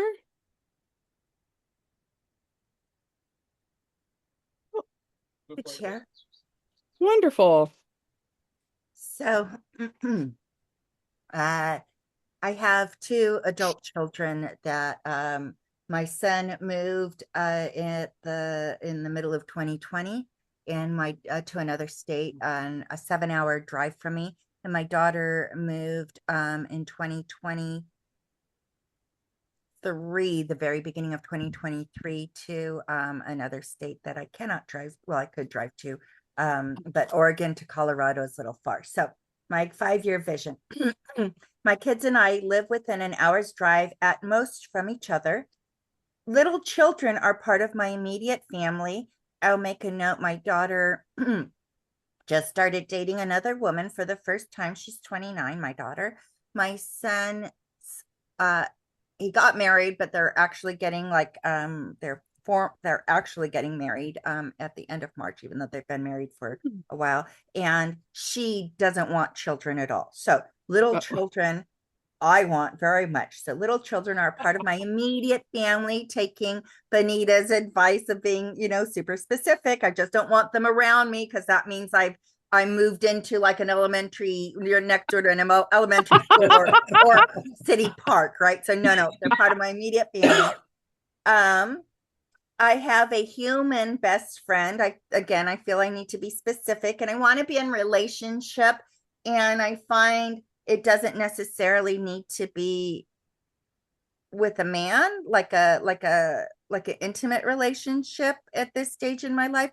Just want a best friend, right? That I'm in contact with daily, because I don't have that right now.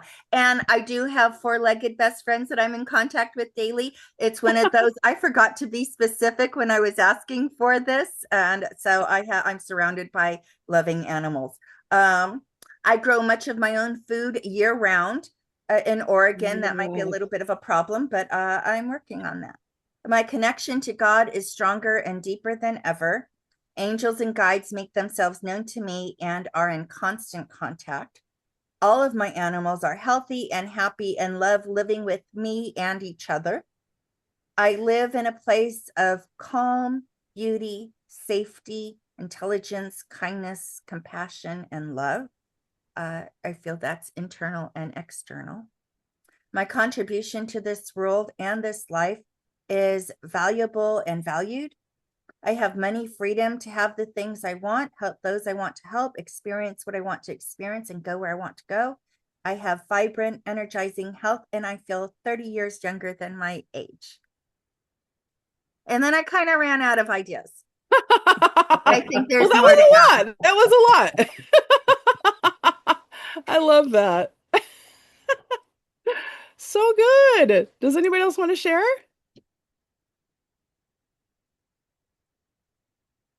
I would just add one to that list of the things you want, because you have the word safety in there. Add freedom as well, because you could be really safe inside of a jail cell.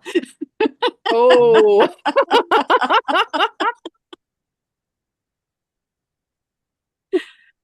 Like I said, that sense of humor that's up there floating around us, we got to be careful. I love it. Okay. Well, I'm going to put freedom before safety, just to make Freedom sure before that, safety. the universe gets the message. Thank you for that. In the right order. Yeah. wonderful. Thank you so much for going through that exercise with me. One of the things that I wanted to wrangle in now is bringing that into a container. So it's kind of like we had all of these ideas, and it's very out there, but now we're going to kind of turn this into an exercise where we can turn it into more concrete, a more concrete structure. So Alice, Yes. you have a little exercise for us I do. around Ikigai. I don't know if anybody here knows what Ikigai is, but oh, okay, good. So we're going to go through a little process here to hone in on that specific thing that is your purpose in life. So take it away, Alice. Okay. Give me 1 second for that sharing opportunity here. Da-da-da. So a lot of what we've talked about so far is going to roll right into some of this opportunity. So Vision of Victory, Latar and I did a similar presentation in the past, so I've just updated that. So we kind of already talked about this. you can be busy but not fulfilled. You can think you're accomplishing things but not be happy about it. Being successful sometimes but not aligned with who you are and what you really want to be creates that burnout opportunity. So we don't want that. So we're gonna talk about how to realign some of these opportunities. So ikigai means your reason for being. If you've never gone through the longer version of this, it's a fantastic exercise with some really cool things to share. So we're gonna kind of go through again. There's a lot of question asking going on today, right? So we're gonna have you ask yourself a couple different questions. What do you love to do? What do you love? What you love to do? So again, hang on to that piece of paper. And again, think about what are the things you love to do? Whether it's spend time with animals, help people with their business opportunities, hang around in nature. What are the things that you love to do? So I give you a little bit of time to put a couple of things. Try to put at least 3 things on your list. What are 3 things that you love to do? Alice, can you well, let me do this. I'm going to have you stop sharing, and I'm going to share this image because I think it's going to be bigger and it's going to be more accurate as well. So then we can actually see what we're the dissection points here. So let me do this. Oh, somebody got bumped out. There we go. Yeah, I got it. And let me do this. Present. Oh, that's the There classic we version. go. So now we can actually see the the chart. The classic version versus what? The classic version. Okay. Okay. Now you can go ahead and continue, Alice. Okay. So what are the things again that you love to do? The next thing is like, okay, so now we're gonna hone in a little bit more. So number 2 is what are you good at? One of the classic examples is I love someone saying they love to dance, but they're not good at it. Right. So it's like, what do you love to do? And then out of that subset, what are you good at out of that list?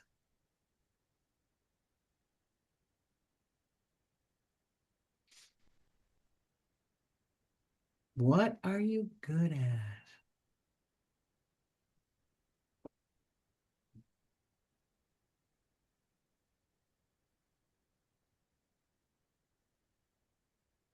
So out of those things, and as you go through these questions, you might end up adding a couple things into your list, right? Because the next question is, what does the world need?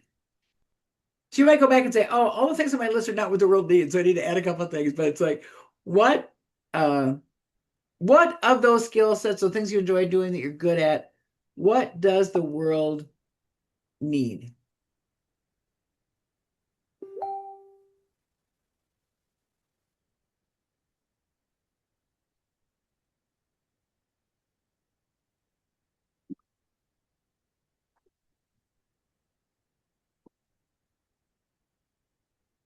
And then step 4 is what will people pay you for? So as you kind of go through, and again, you want to have your final answer today necessarily. You might need to kind of work through some of these things. Sometimes things, especially what does the world need and what will people pay for, sometimes needs a little more refining, right? So the idea here is to go through to help you. Oh.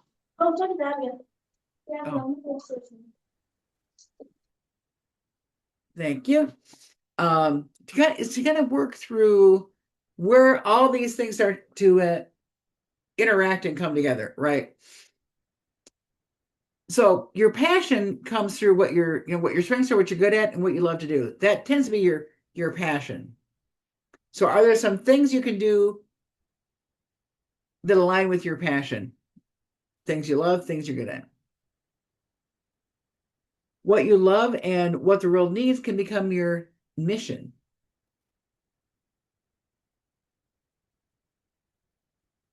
What you're good at and what people pay for you becomes your profession. And what the world needs and what you can be paid for can be your vocation. So the idea here is to bring these different pieces of how you can get to a place where you're aligned with the things you're doing that help make you money and help you help the world. Does that thought process resonate with anybody?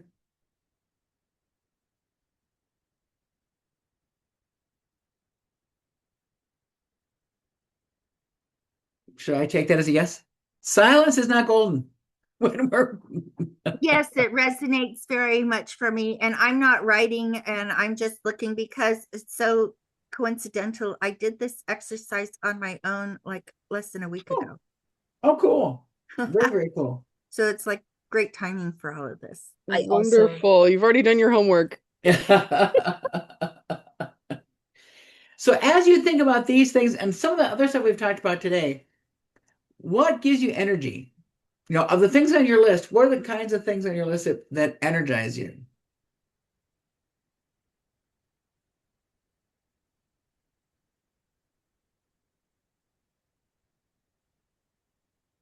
Also think of the opposite side. Are there things about any of these things on your list that drain you? Because we probably prioritize that a little bit lower, but because you can be good at stuff, but it drains you so much.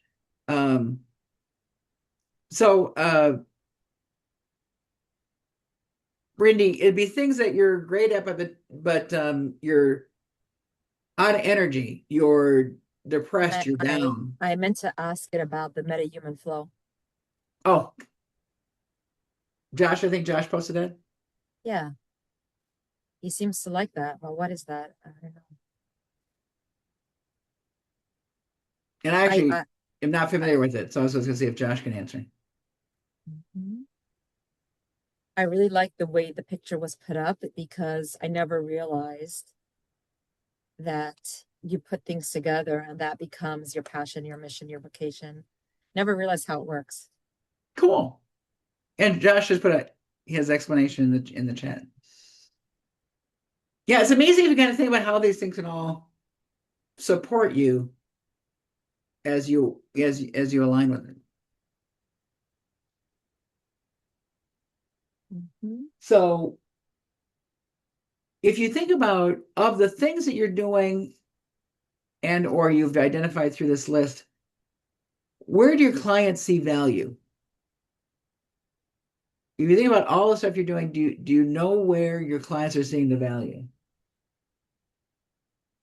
Because it also kind of feeds into this, right? If your clients are seeing value in it, people are probably willing to pay for it, right?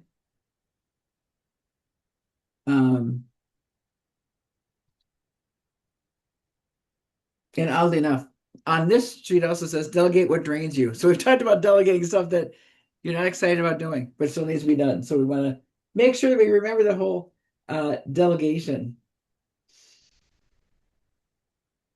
And you absolutely want to keep leaning into the things that give you that fulfillment, right? That your other people see the value in what you're sharing. And can again align with that whole what the world needs, what people are willing to pay for. So as you go through all of this thought process, can you think of anything that you would make that aligns to make a small shift in what you're already doing? Is there a small shift you can think of already that you could change to help you more align with what you're envisioning from what we just talked about? I need help. Is that what this is for today? I need help with that. Is this okay to say now or should I wait? Yeah. No, go ahead. Perfect time. Perfect time? Okay. Yes. So what I did is I wrote it out first and then I drew it and then well, anyways. So the commonality in all four areas, which was really interesting, 3 items.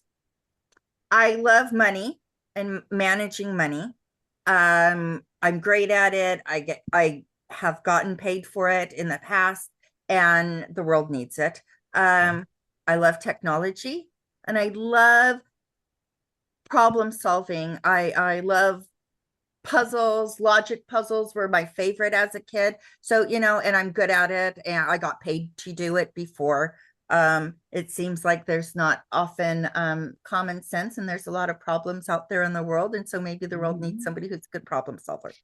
But how do I take technology, helping people with technology, money management, solving problems, and make that a business? And so I did this as my W-2 job.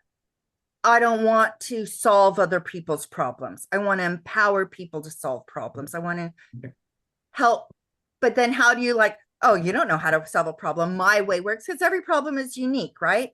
I like playing with the technology like Kathy does, and creating apps and automations and funnels and web pages and learning all of that kind of stuff. I don't want to create other people's websites.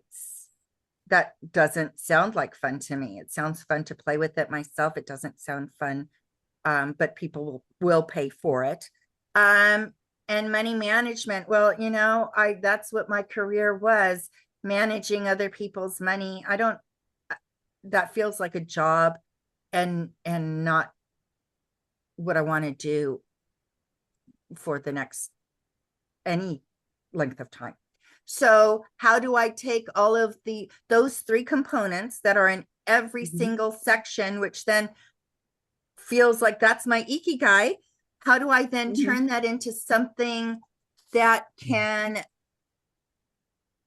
be worth doing in all areas, right? Worth my time, worth my energy, excite me, and be worth the money. You've actually made a decision not to enjoy your strengths, or while the world enjoys you and is willing to pay for it, you don't want to enjoy it. So you should just realize that you've made the decision, only you, that you will not enjoy serving others. That's untrue, Brendy. I love those three components about myself. So why don't you want to help people build their websites? Why don't you want to help people build their apps? Why don't you want to help people learn to manage their money? You're so good at it. You're choosing not to enjoy it. I don't want to. I don't want to manage other people's money. That's different than helping people manage their money, right? Part of what I heard you saying is you empowering other people. Yes.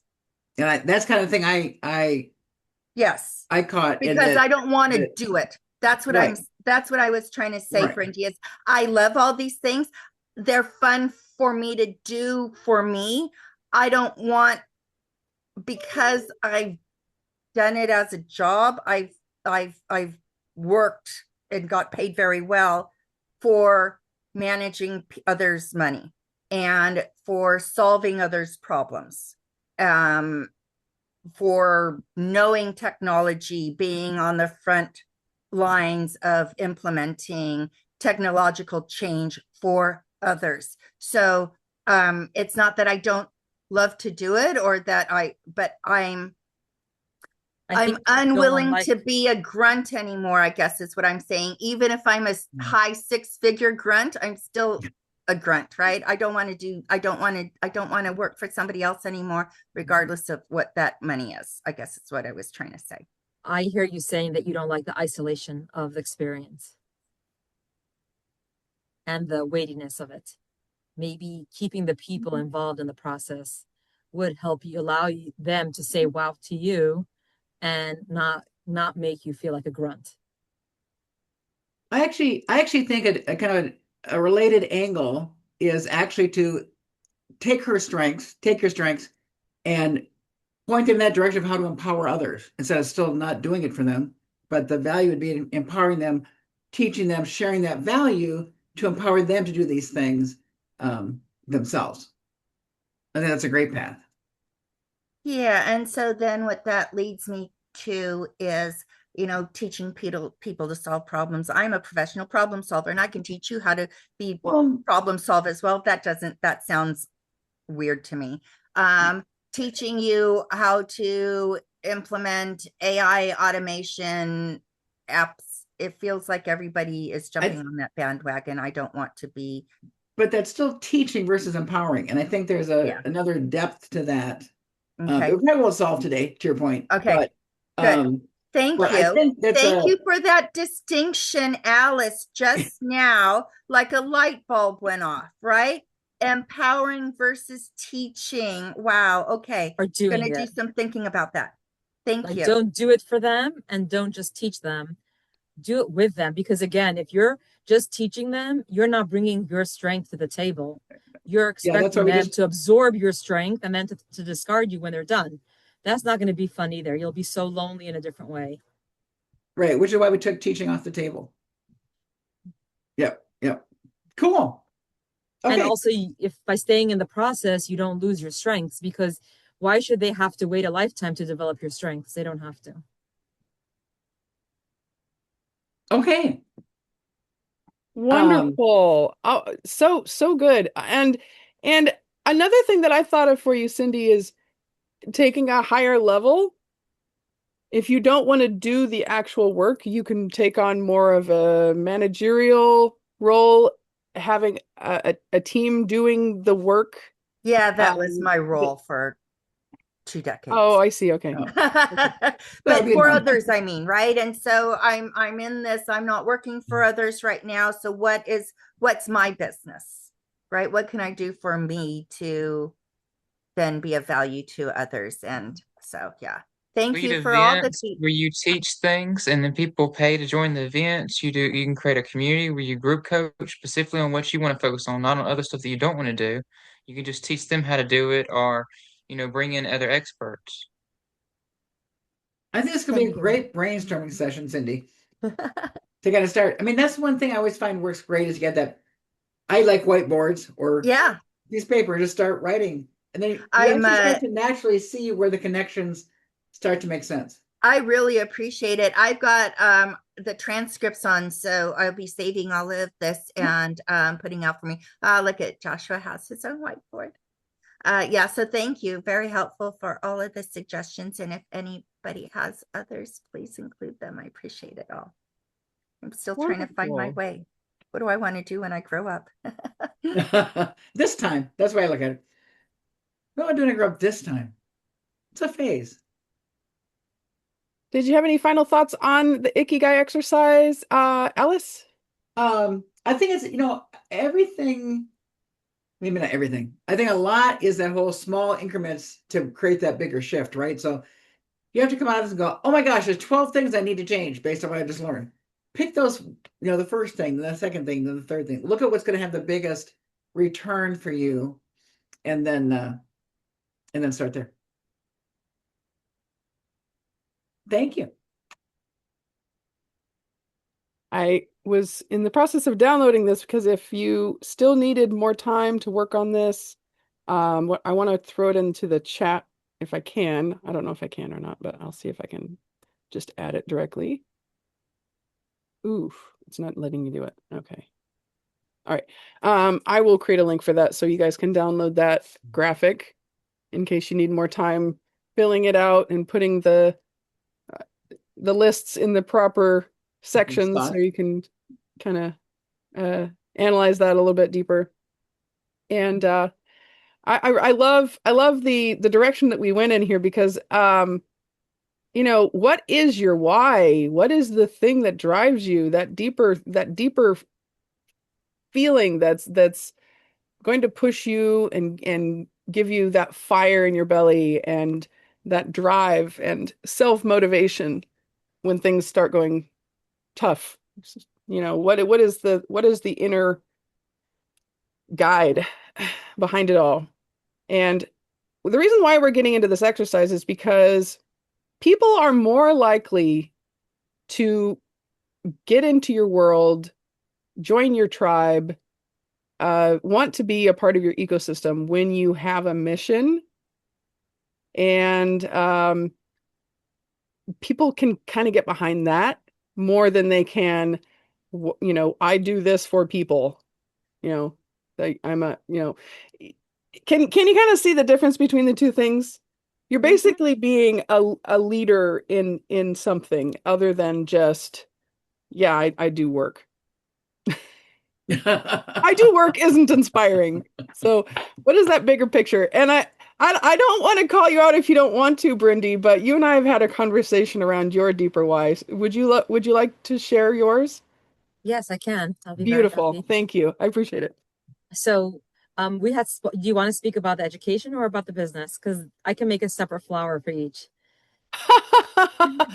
I'll leave it up to you. Whatever you want Okay, to well, share about. in my page, I wrote about the business because that's what I'm focusing on as in generating money.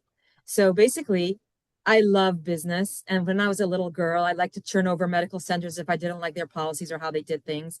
I would disrupt them. I would find solutions by climbing under bungalows to stay dry while my parents got drenched in the rain looking for me. And I realized that I was just this kind of kid who just liked to figure things out and make things work and understand how things happen. And I played a lot more with boys than I did with girls when I was young.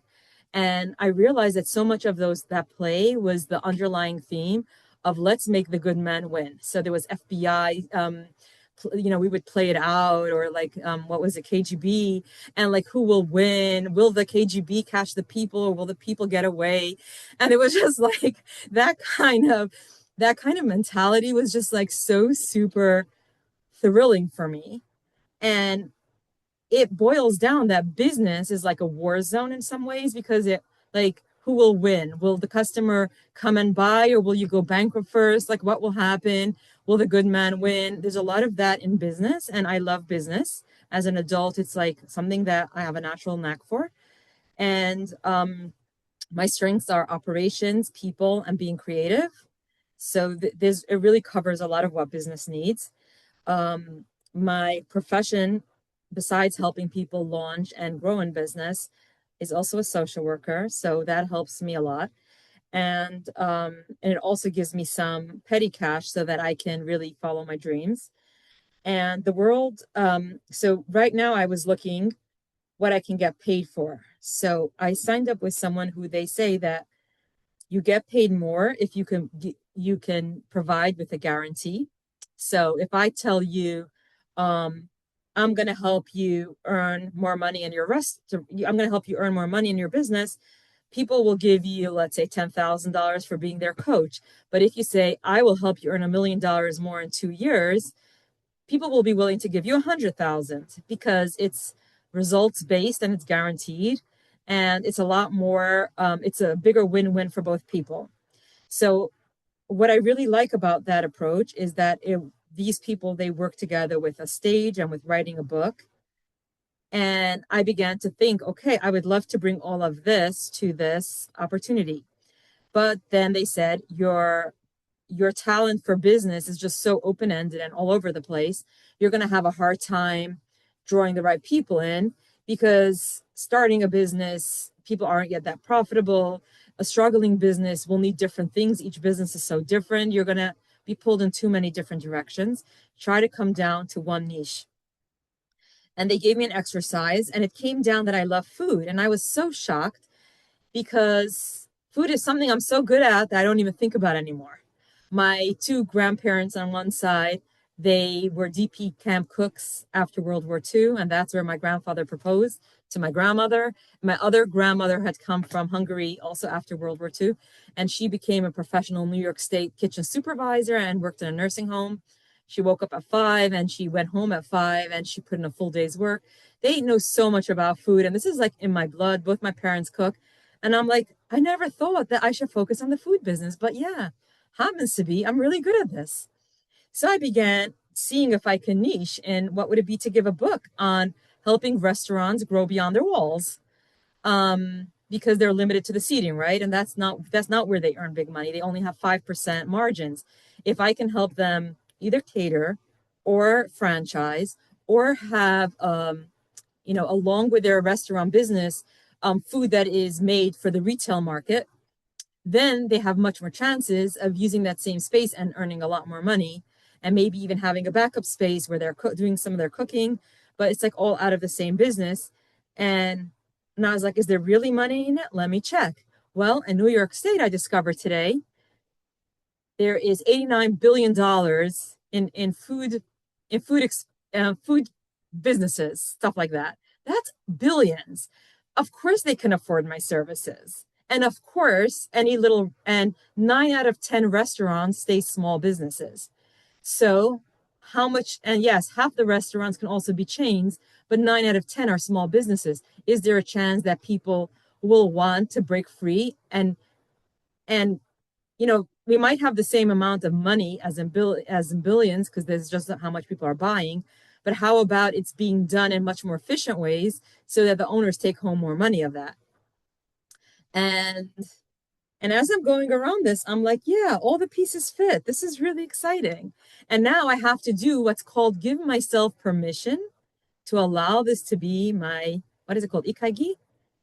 I don't know how to pronounce that word. Close enough. It's Yeah. ikigai. Ikigai. Yes. I have to give myself permission. Why? Because if I'm going to say, meh, I know all about food. I'm bored of this. I was a stay-at-home mom for 15 years. I'm going to destroy it for myself.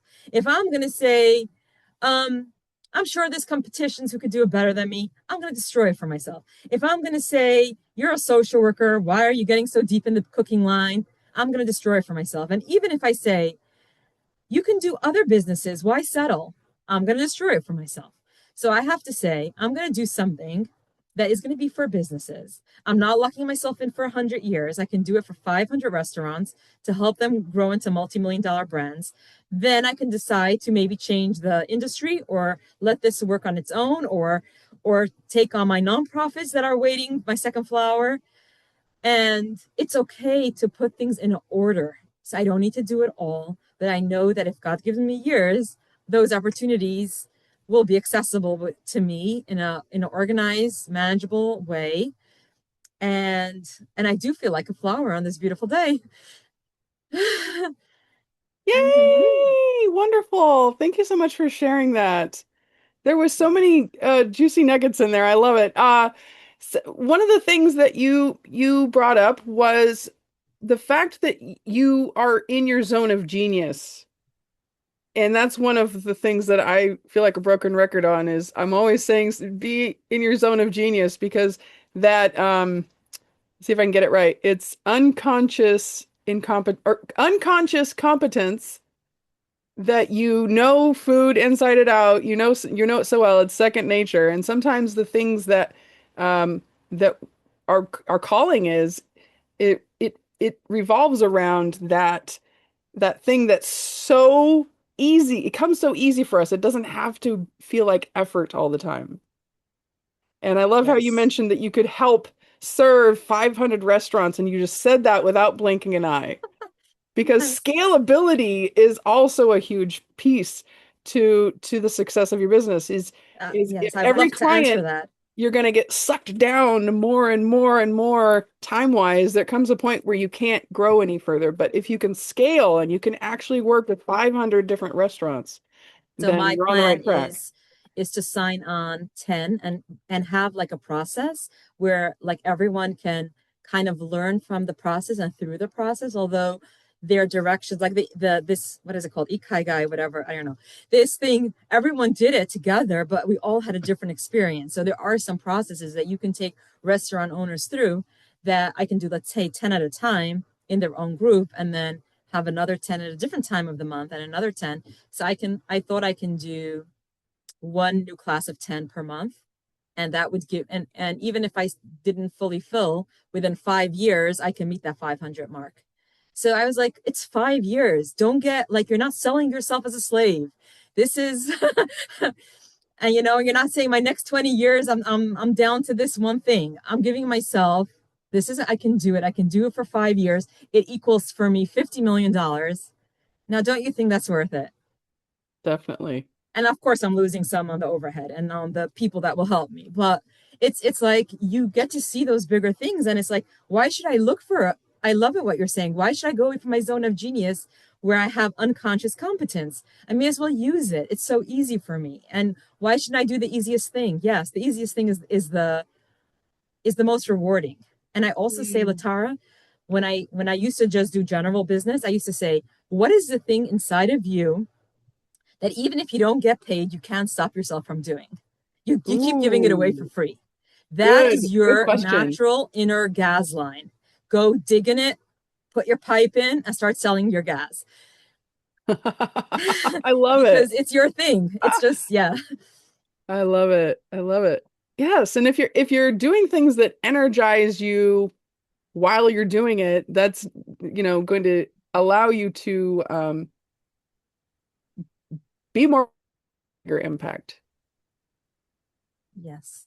And it's also that you have an endless supply because you can't stop yourself. It's like that part is like your well is so full, it's like overflowing. You may as well drain it out. Otherwise, you have pain. It's like being engorged or something. Like you want to do this thing and you don't have who should take it from you. So you may as well just make it into a business. And yeah, I love it. I love it. Ah, beautiful share. Thank you so much. Wonderful. Okay. Wow. What do we want to do next? Do we want to do another wheel of names? Maybe we should shake it up a little bit. All right, let's do this. I am going to, you know what? I'm just going to go ahead and give you all another copy of this, another signed copy. How about that? Is everybody okay with that? Cool. All right, I'm going to go ahead and share my screen. Da, da, da, da. Here we are. And who's going to win? Monique. Are you still here? Monique? Have to be present to win. Are you still here? Oh no, she's not here. Okay, let's try it again.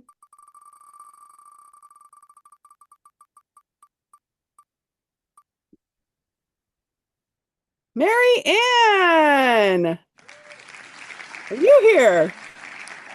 You are here. Mary Ann, if you can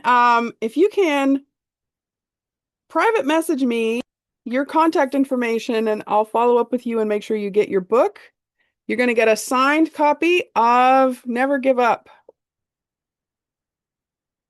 There you are. Hello. Thank you for coming on camera. Do you know how to do that? You can just click on, I think you can click on my Zoom box here and it should make it so you can chat with me directly. Perfect. Awesome. Okay, well, thank you. All right. Da, da, da, da, da, da, da.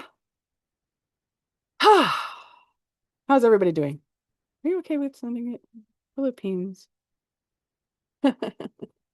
That might be a little bit tricky. I might work out some separate arrangements, but okay. So next on the agenda, I wanted to share a couple of things with you because one of the things that I have noticed, because I have done several vision boards where you grab a stack of magazines and you cut out the images and the words that speak to you. And I did that for several years. And if you've done a vision board and it actually helped you, then bravo to you. Bravo to you. For me, I felt like it wasn't as powerful as when I wrote things down and when I drew the pictures for myself, if that makes sense. And I think that even if you're not artistic, if you're not, if you're not in the zone where you can draw a picture or paint a picture, then I wanted to give you something that you could use. And I believe that with AI, we can co-create, and you are creating an image that wasn't there before. So I feel like the creative process of doing this is in my opinion more effective than just cutting things out of a magazine. So that's my personal opinion. You might have a different view on it, but this is the direction we're going to go in. So I'm going to share a couple of examples with you because this was really fun. I ran across this drawing that I didn't even finish from decades ago, and it was of a little girl holding an ornament up, and the candlelight was shining the light on the wall and creating a shadow of an angel holding a star. And I couldn't quite get it right. It never really materialized. So I just put it aside and forgot about it. Then I ran across it decades later. And so I put it into a prompt to create an image. And you're not going to believe this. I did not take that image and put it into ChatGPT or anything like that. All I did was describe it with words in an image generation platform, and I was able to come up with this picture and this. And if you look at the angel, it's almost exactly the same shape throughout all of these, and it's just amazing how these things kind of create themselves. And it's like taking a image out of your brain and literally putting it on a screen. Let me show you another example. I had this crazy dream where I visited my dad. My dad is on here, by the way. He's just hiding. He's Jack Lope.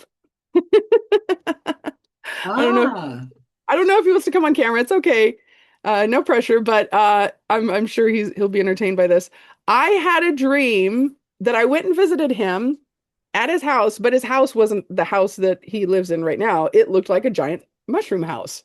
So I woke up and I wrote down the description of what I saw in the dream, and then I entered that into an AI image generator, and look at these images that it came up with. It's amazing because when I looked at these, I was like, "Oh my gosh, this really looks like what I saw in my dream," and it amazed me. So that's why I wanted to share this, because who would come up with this? So there are a lot of different AI image generators out there. So I don't really want to nitpick which one is better than the other. I like to use Bing. You can use Bing. It's a free account. I'm going to go ahead and put this link in the chat, and I want everybody to go ahead and click on that link. And then you can kind of your vision that you wrote down earlier, and the key concepts of what you came up with, the Ikigai, are all kind of a source material for creating your own graphics. Okay, so what you can do is you can separate it into different categories, like where I want to live, what's my ideal, what's my dream house look like, or what I want to be doing with my life, what is my new profession, or what direction am I going, right? So just as an example, I'm just going to say I want to put myself into the prompt. So I'm going to say a middle-aged woman with white hair standing on a stage with a microphone. Okay, so I'm just going to go ahead and create. So you can take one chunk of that vision document and just enter one thing into this. You don't want to try to put too many prompts in at the same time, otherwise it'll just be kind of jumbled. So here's some images that it brought up. So what I can do is I can save these. I can download them if I want to. Okay. So I like to go through and save them, because if you don't, they'll just disappear. So I like saving them. I actually liked that first image that we got.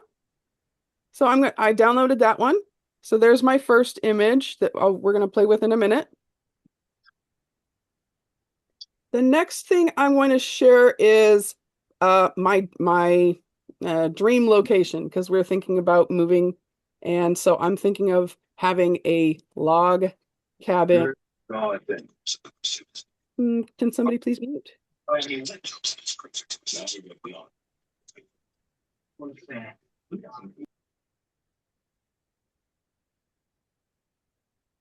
don't know who.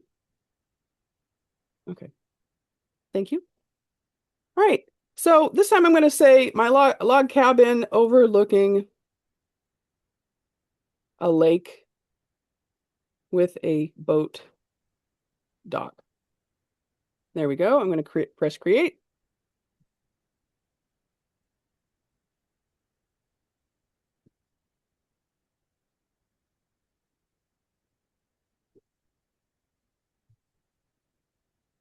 It'll take a minute. And now we have some really beautiful images.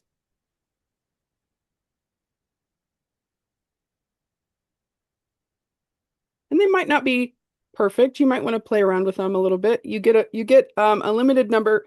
I'm sorry. You don't get an unlimited number. You get a limited number of credits on Bing. So you don't want to like go overboard. But once you get all of the main images that you want to put on your vision board, then you can play around with it if you have a few more credits. This one is almost perfect right here. So I'm going to go ahead and download this. Okay, so these are just a couple of examples. The next thing we're going to do is going to go into Canva. So if you don't have a Canva account already, whoops, go ahead and click on that. And now what you can do is you can just go, you can say vision board. Or actually, you know what, let's do this. Let's say photo collage. And you go to templates, photo collage, and then you can just look at the ones that they have on there. So you can pick out something that appeals to you. I'm going to go ahead and use this one. It's really cute. And then each one of these things, you can actually go in and change out these photos. So now I'm going to take the images that I just downloaded. Okay. And I'm going to place them into one of these. If you just move it around in there, it'll just automatically pop it in. And then you can say, my vision for 2026, right? So then you can, have a template with however many photos you want. And now you have a customized vision board. Ideally, you would replace all these photos with your own images that you generate. And I'm sorry, Kathy, do you want to have a question? Yeah, I was wondering because we've had a power outage, so I missed some of this. What was your search on Canva to get this type of template? I just put in photo collage. Okay. Good question. All right. Now, as we have a little more time, I'm going to share with you something super cool. If you have something that is a little more advanced, you might be able to create your own avatar that you can put in different scenarios, and that does tend to use up a lot of credits. And what I wanted to do is share a bunch of free resources with you so that there's no barrier to entry here. So I'm going to give you another link in the chat, and this one is once you have your image of yourself, like if you said, I am going to be, helping people with their restaurant business, if you're Brindy, and kind of describe yourself a little bit. So it gives a character that looks similar to you, but not exactly you. So now you can go into this website here, which is AI Face Swap. And what you're going to do is you are going to put your image that you generated here, and then you're going to pick a photo of yourself and drop it in here. I should have been a little bit more prepared because I'm going to stop my share and find a photo of myself that I can drop in here. So give me 1 second. This will give you a few minutes to catch up.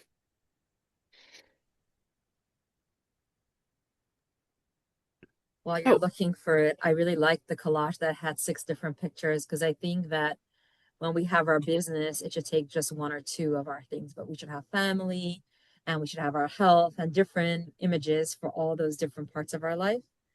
Because if we don't have balance of different variety, we also dry out. So sometimes even though we might have the perfect business, it has to be balanced with where we're going, what we want to do with the money, other Mhm. parts of our lives, the balance of it. So I really like that. Thank you. And yeah, that's a great idea, is that you want to cover all the aspects of your life, the financial aspect, the purpose, your health. Their health is a good one. I just put the link to this template in the chat so anyone here can grab it. I think you might have to click on it and then make a copy. So click in the upper right corner and say make a copy, and then you can use it yourself. Alice, would you do that and confirm that that's available? I'm hoping that I did. Yes, I'm clicking. Beautiful. Okay, so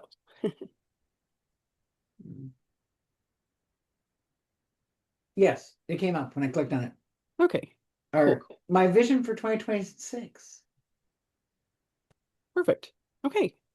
So, all right. So I'm just going to click here. I couldn't find one of my actual ones, but this is a picture that I that I had generated before. So this is kind of like an already AI generated version of me, but ideally you would find a photo of yourself. Just for the sake of time, I'm getting this to put this in here to show you. Now, this is a picture that looks like me. And now I can take this one, go back to my template here. This time I'm going to drop this one in.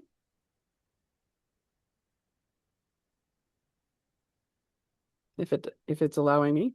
Come on.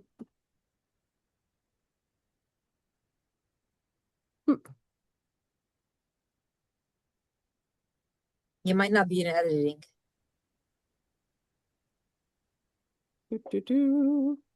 Let's see. Oh, okay. There it is. Okay, so now I'm going to drop this one in there in place of that one that we just created. So now this has a picture of me on it. And I think that customization, that personalization is going to help your mind actually connect with the person that you see on the vision board. So that personalization makes it a little bit more real for you to see yourself, to visualize yourself actually standing on that stage with a microphone, that kind of thing. So, I need there to you do go. this. I need to do this. I need to do this. I'm a I should put in that I want to have a very successful restaurant leader, innovation leader, and then see what kind of face they come and just take on that persona. It will give me a clue. Yes, yes. So that you can say, I help businesses, blah, blah, blah, and say what you just said and put that into the prompt and then see what kind of images it comes up with. I'm going to go ahead and let's go ahead and take a 5-minute break, and then people can play around with this and see what they come up with. Alice, do you want to go ahead and put that music on? Yes, I will. My face in it, but I'm going to actually try to get a dress exactly like the one I see. And everything. I'm going to do my hair like that. I really like the look. Do you want to share what you have? Do you mind sharing your Yes, screen? I would like to. I'm going to just do a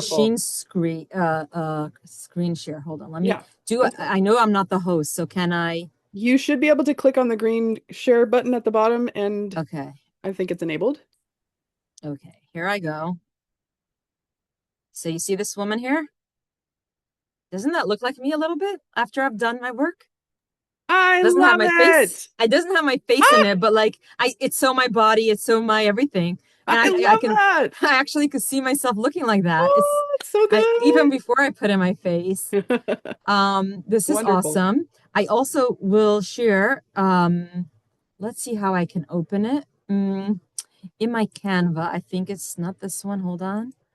Not this one, because I was like trying to get my Canva things going. Hold on. No, I don't know where I put it. How's that? I don't know how to share it, but I guess I'll stop sharing. There is this lion that I made while I was in that class. So there's this lion raising their hands, and it's dropping out of their sleeves, little lioness like Tetris pieces, and it's falling onto a city line. And that was me, the business lioness, dropping out 500 business babies onto the city line. It was so fun. I'd love to share it. I try to see if I can attach a file, but it's not allowing me to. So I think it has to do with permissions.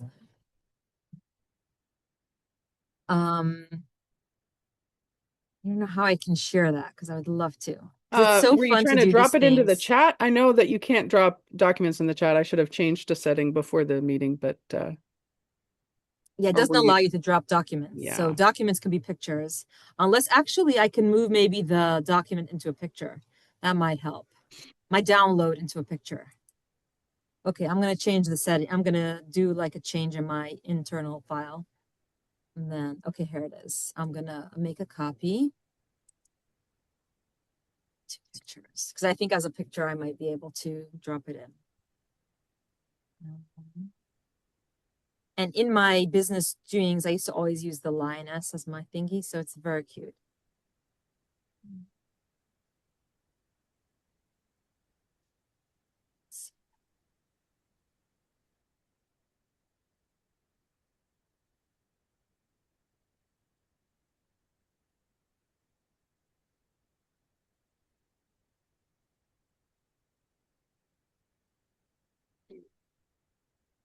It didn't work.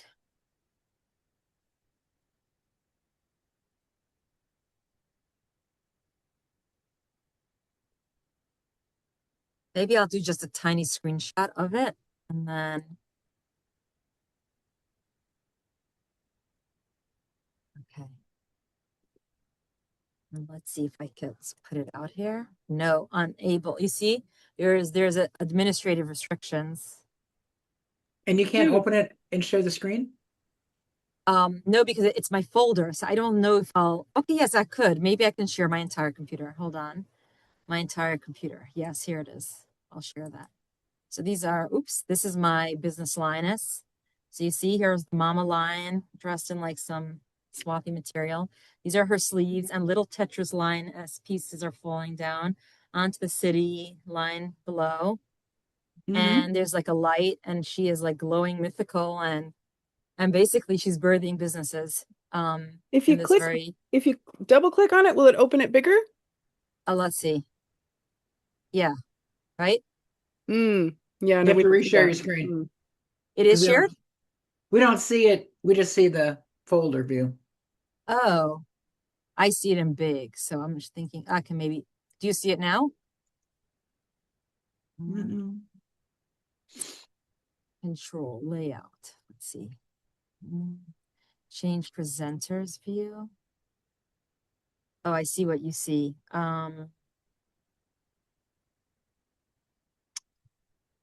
Maybe like this, it's going to be bigger. No, I don't know. I don't know how to make it bigger. But it's cool. But I think you can see it anyways. If you make it bigger, you see like the golden eyes and you see like all these different. And when I see it, it's like, ooh, it's so exciting because it gets my lioness energy just going. And Great. I did that in the class because they said whoever puts that up might get something free. And I did it before knowing that I would even sign up with them or that I would follow through or that I would take this journey. And I think that what you're teaching us today is like sometimes those images and those awarenesses come ahead of your actually knowing. And that angel on the wall, that picture, Tara, it looked like the little girl that you wanted. And then it grew into a great big woman. Like that's what I saw when I saw the picture first. Nice. Very cool. Oh, thank you so much for sharing. And that was a really beautiful point that you made, is that a lot of this has symbolism in it that is meaningful to you, that you're tying into the images. So it's not just like a visual representation, but it's underneath it, there's a lot of meaning. So I love that. Would anybody else like to share what images they came up with? Joshua, do you want to go?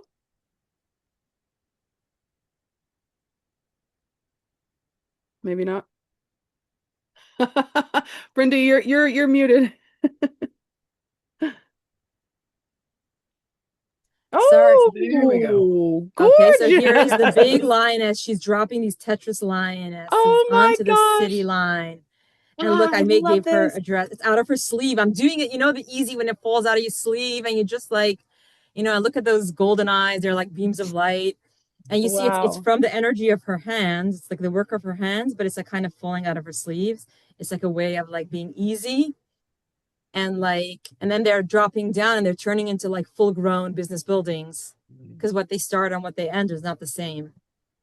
So I just had to share that. Sorry. Wonderful. Well, thank you. Thank you for that. I love that image. That's so good. I'm so glad that you persevered so you can share it with us.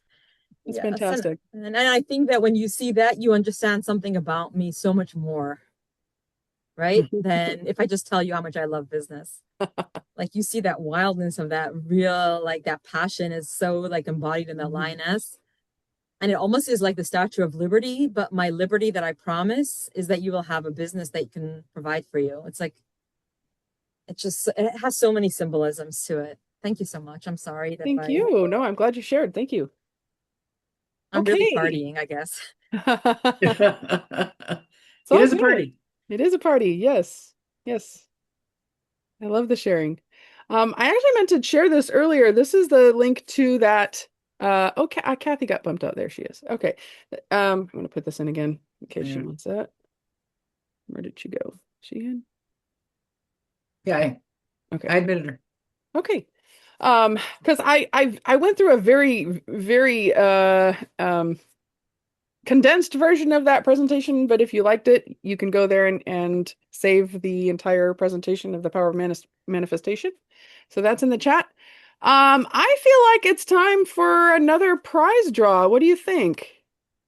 Yes, yes, yes. Okay. Of course.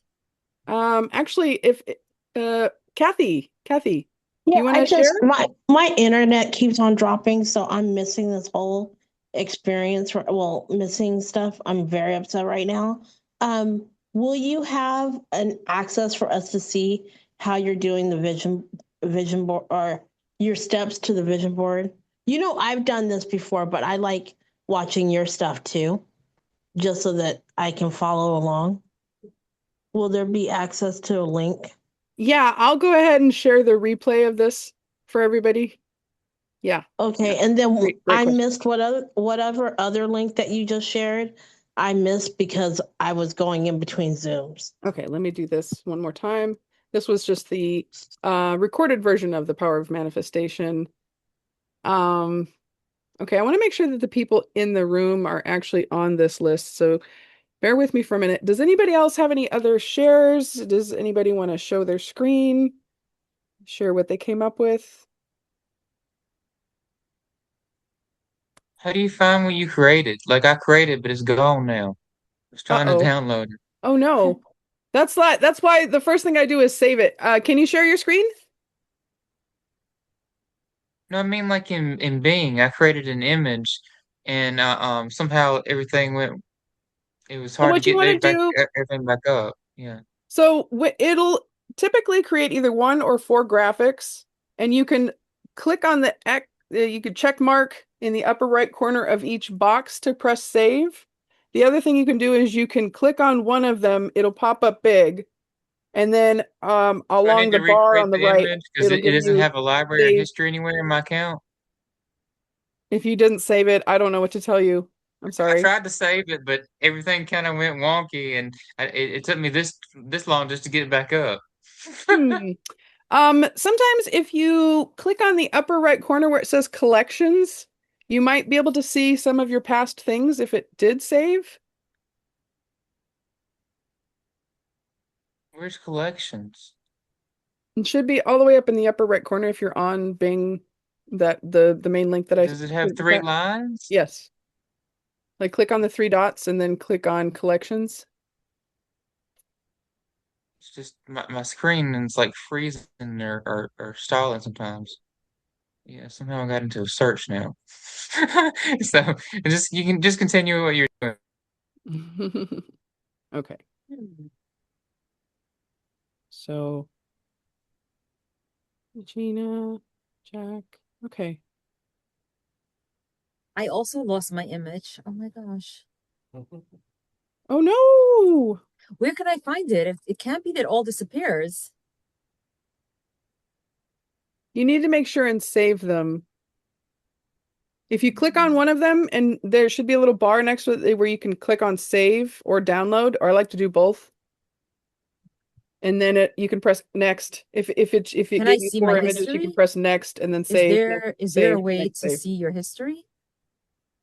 Like I said, the collections, if you go to the collections. Oh. Oh, but it looks like I didn't collect it. Oh no. Maybe I'll I'm find so it sorry. in your video and I'll screenshot There it. we go. Yeah, we can take a screenshot from there. It's a good thing you shared it. Yes. Okay, Kathy, was your hand up from earlier, or are you trying to ask a question? I think my hand's up from earlier, so I will. Well, are we going to be able to do any more of the vision board, or was that just a short exercise? Well, that was a short exercise. If you wanted more time, we can give you a little bit more time, but No, that's okay. I'll just do it after. okay. And like I said, I'm going to send out the recording too, so if you need to review the process a few times, then yeah, I'll send that out to everybody. Okay, what are we going to give away this time? Alice? Another book? We can do another book. I can do a social media audit. Is anybody interested in a social media audit? Yeah, why Yes, not? those are great. Okay, there we go. Social media audit. I found her. Ah! Download it quick. Save. Save. Save Good. to collections. For you. Amazing. What did you do? How did you get back to I made them recreate it. And then I saw that they had another thing on this. I kept the prompt and I said create. And then I didn't like what they gave me, so I made recreate. So then I see in the bottom that there is this other things going on. And I'm like, that's me. That's the one I like. Awesome. Oh, The that's other Yay. women were like so sparkly and with suits and like heavy clothes. No, not me. Wonderful. Well, okay, Joshua, that was a tactic you might be able to try to save yours, is recreate the prompt again and then look underneath it to see if there was your image from last Yeah, month. I did that, and it shows recent. Recent. So it There you shows the go. one I created before, and then it shows the other one, but I can't access either of them. The one I just created or that one. It just shows them. So I don't know what to do. No, And because it it shows says them on the bottom and tap on it and it will expand. I have like 20 times. Oh, Oh, I'm that's so sorry. strange. Yeah, I'm sorry to hear that. That's unfortunate. Yeah, it's just probably something to do with my internet. Okay. All right. Social media audit. Who will win? Woo-hoo! Woohoo!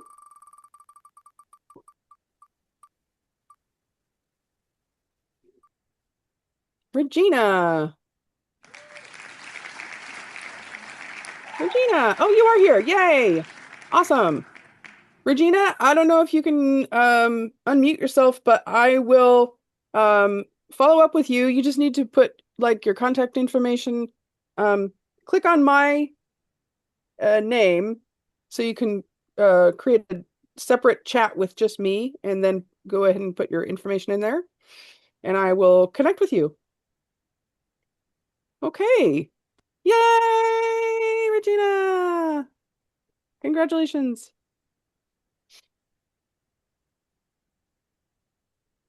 Okay.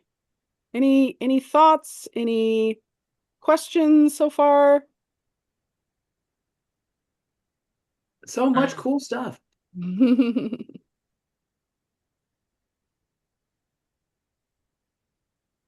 If we have time at the end, I want to share something super cool with you, but let me just go ahead and I'm actually putting my face in it. Oh, I can't wait. okay. If you get it successfully while we're still on, I'd love for you to No. share it again. she looks too much like the original woman, not like me. So I need to, how can I make that more accurate? Maybe I download it and I try it again. Yeah, you could try it again, or maybe use a different photo of yourself. I've found Okay. that sometimes they work out and sometimes they don't, but you just have to, like, keep playing with it. There's also an option to upscale it, because if it looks like it's a very small or a low resolution image of your face, you can upscale it so that it'll actually improve the quality of the picture. Okay, got So it. that's really cool. All right. We're getting into the home stretch here. And I hope that you got value out of being here today. And I want to say again, thank you so much for spending this time with us. This has been so fun. And now I would like to introduce you to my beta program that I would love for you to be a part of. So I want to bring up the concept of Viva la Vida. Viva la Vida is a term that was made famous through Frida Kahlo's painting. It was a painting of a watermelon with the writing on it.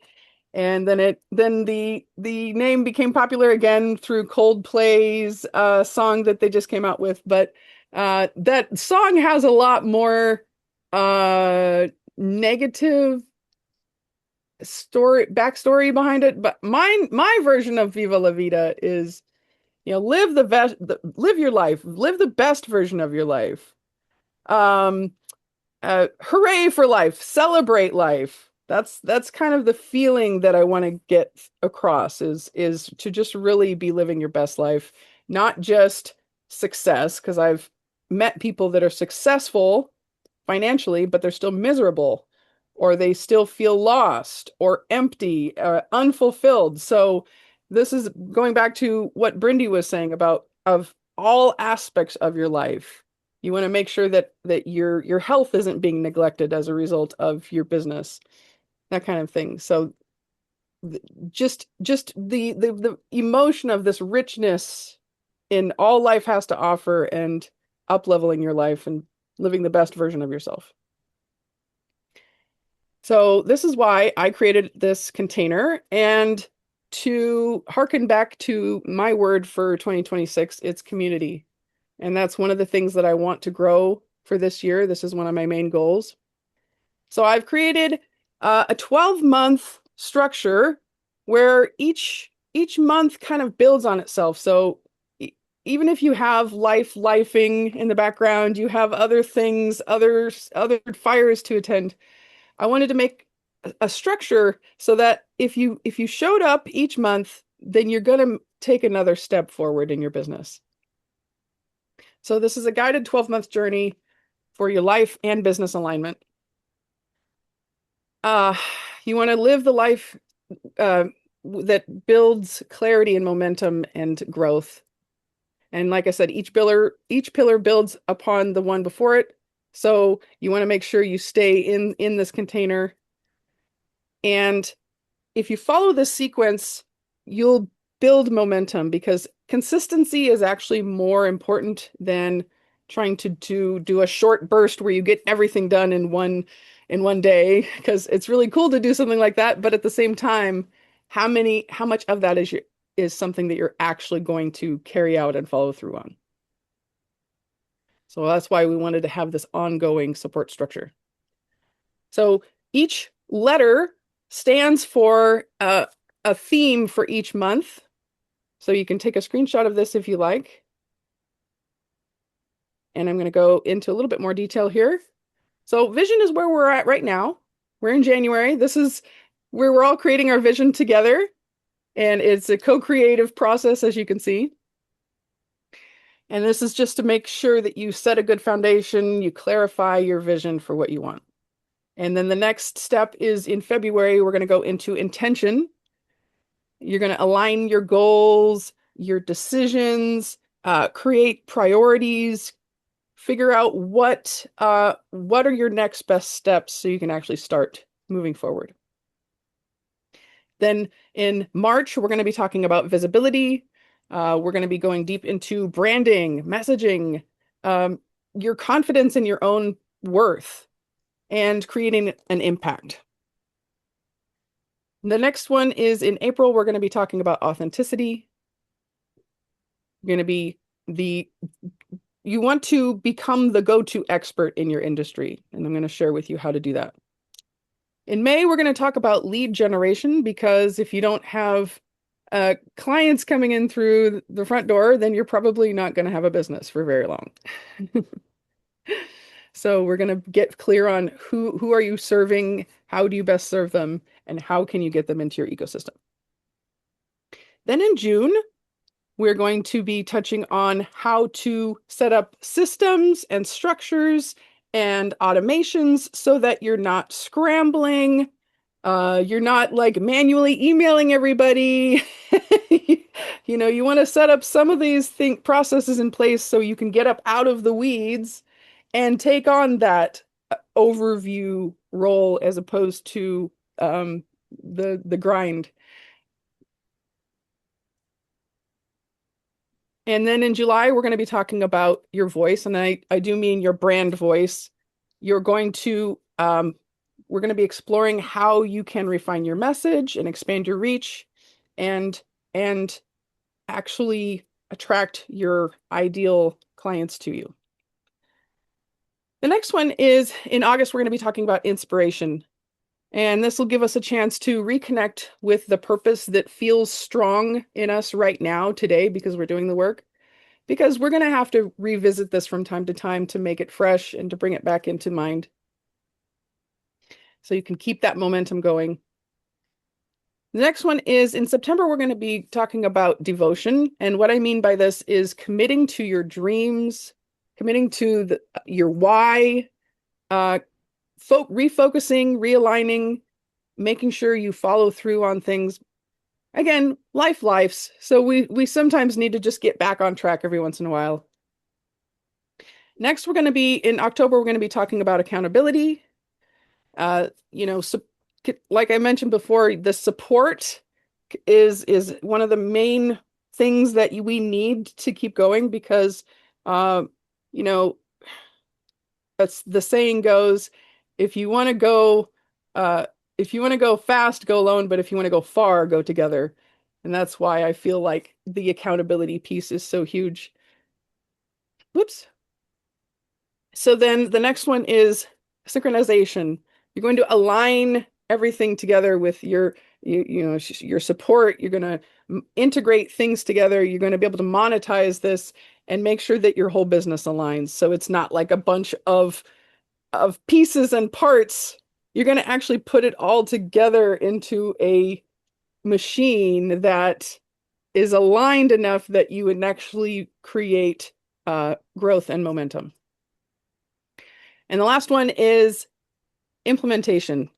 So this is where we're going to be, let's get this box out of the way here, turning your ideas into executable plans and preparing for what's next. Now, implementation is going to be a huge piece to it moving forward through every month, but the focus in December is going to be taking a look at your plans, because at the end of each year, you want to reevaluate where you're at. Like we kind of went through the exercise of where you were at for 2025. So we're going to kind of do something like that at the end of the year and reassess where you're at and see what are my next best steps to keep on going.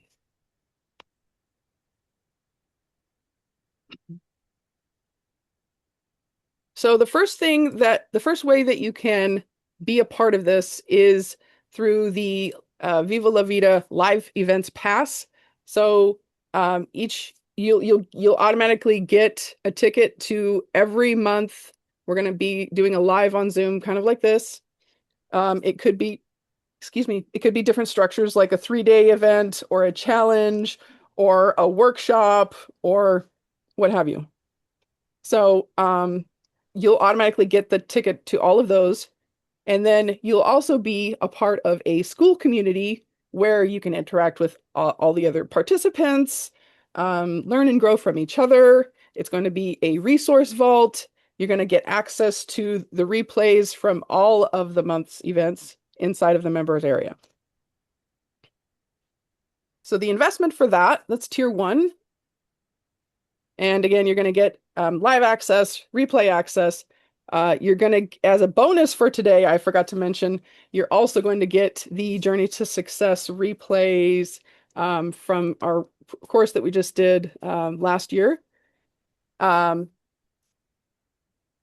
that is only $29 a month. And if you want to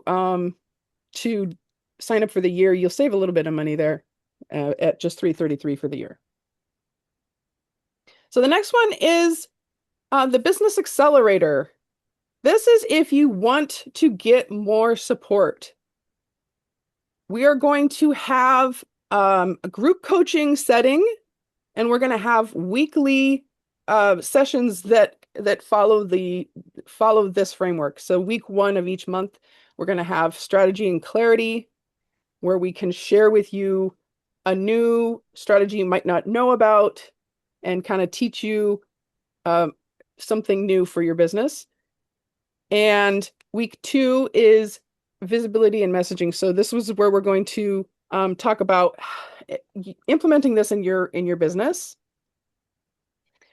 and actually moving that needle. So the next one is where we talk about more of the technical stuff, like if you need help with your funnel, or if you have problems with your automation, or you want to set up an email sequence or whatever, we're going to be talking about that specifically. And then and we're also going to have guest speakers for that one. I forgot to put that on there. And then the week 4 of each month is going to be hot seats and coaching. So if you ever get stuck on anything, you have opportunities to get feedback from not only Alice and myself, but also your peers. So again, the overview here, you get the weekly group coaching, the live strategy implementation and support. You're going to get all of the stuff that you got with the school tier 1 community.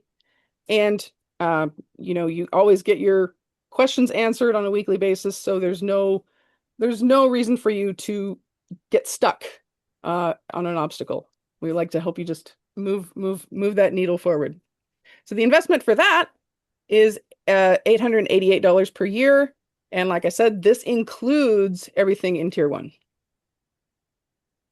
So now, if you still need even more support, you can move up to the Ascension, which is tier 3. And this includes private one-to-one mentorship on a weekly basis.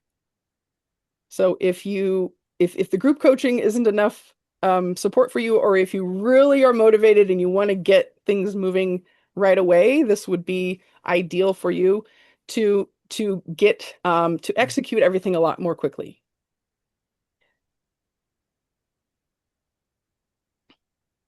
So the things that are included are the weekly one-on-one sessions. We create a personalized roadmap specifically for you and your business. And each week we get to come back and revisit and refine and get feedback to make sure that you're optimizing it and that you're doing the best thing that you could be doing in that moment. And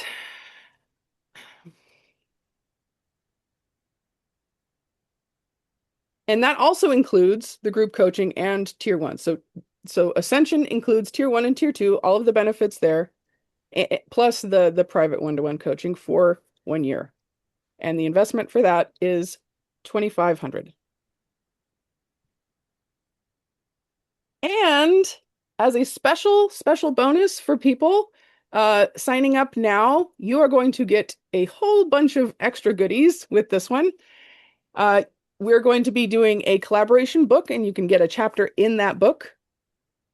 We are going to have a summit at some point during the year to be announced. And you get a speaking opportunity in that. We are going to take your chapter and also turn it into your lead magnet The formatting is going to be a little bit different. You kind of want to make it pretty with visuals and branding elements and all that. So we're going to take your chapter and turn it into your lead magnet as well. And I will promote your lead magnet to my audience. And for the first 3 people, I am also going to be throwing in a VIP day.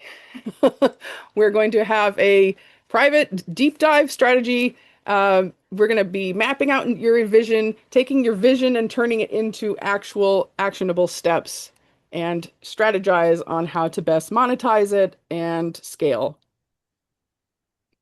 So you can either take out your phone and scan this QR code, or I am going to put this in the chat. You can also take a screenshot. I'll leave this up for a second. So you can go to visionboardsparty.com/tiers-page. And I'm going to stop my share so I can drop this into the chat. Give me 1 second. Or if you have it, Alice, I don't know. Oh, there we go. Okay, there we are. Okay, so any questions? So you go here to sign on?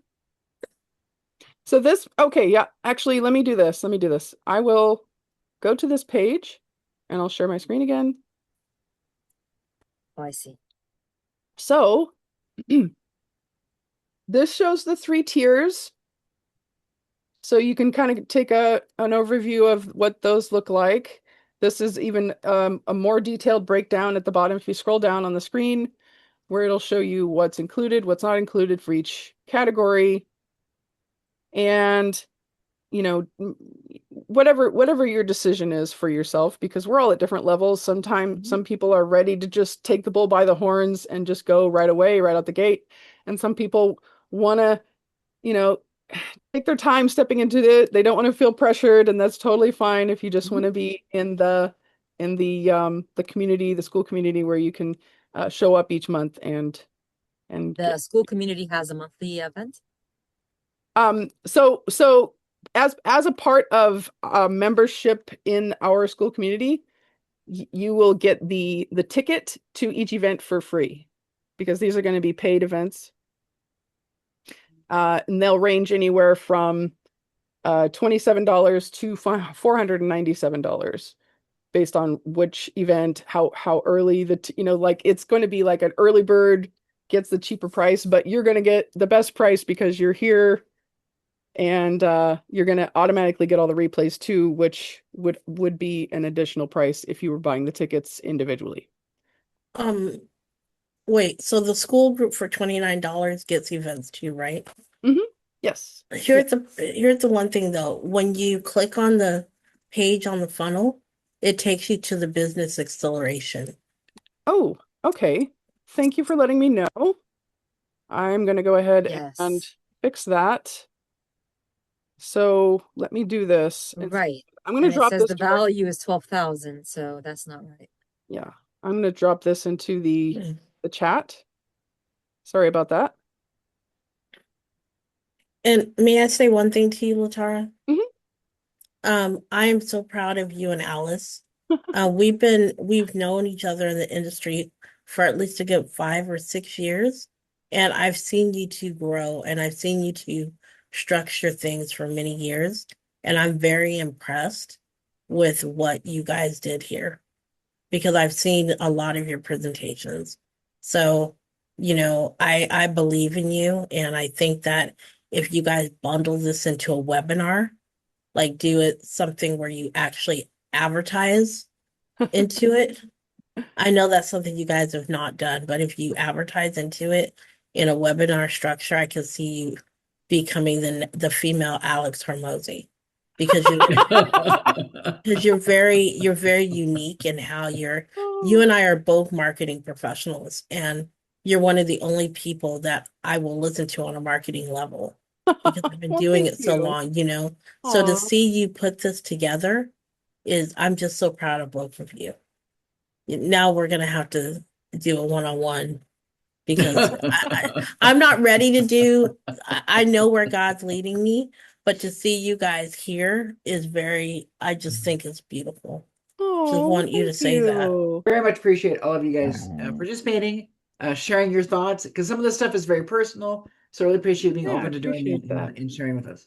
Definitely. Yeah, definitely. Thank you so much for Community, sharing, being yeah. vulnerable. Community is for real people. It's meant for having connections with people, not with AI or facts or content.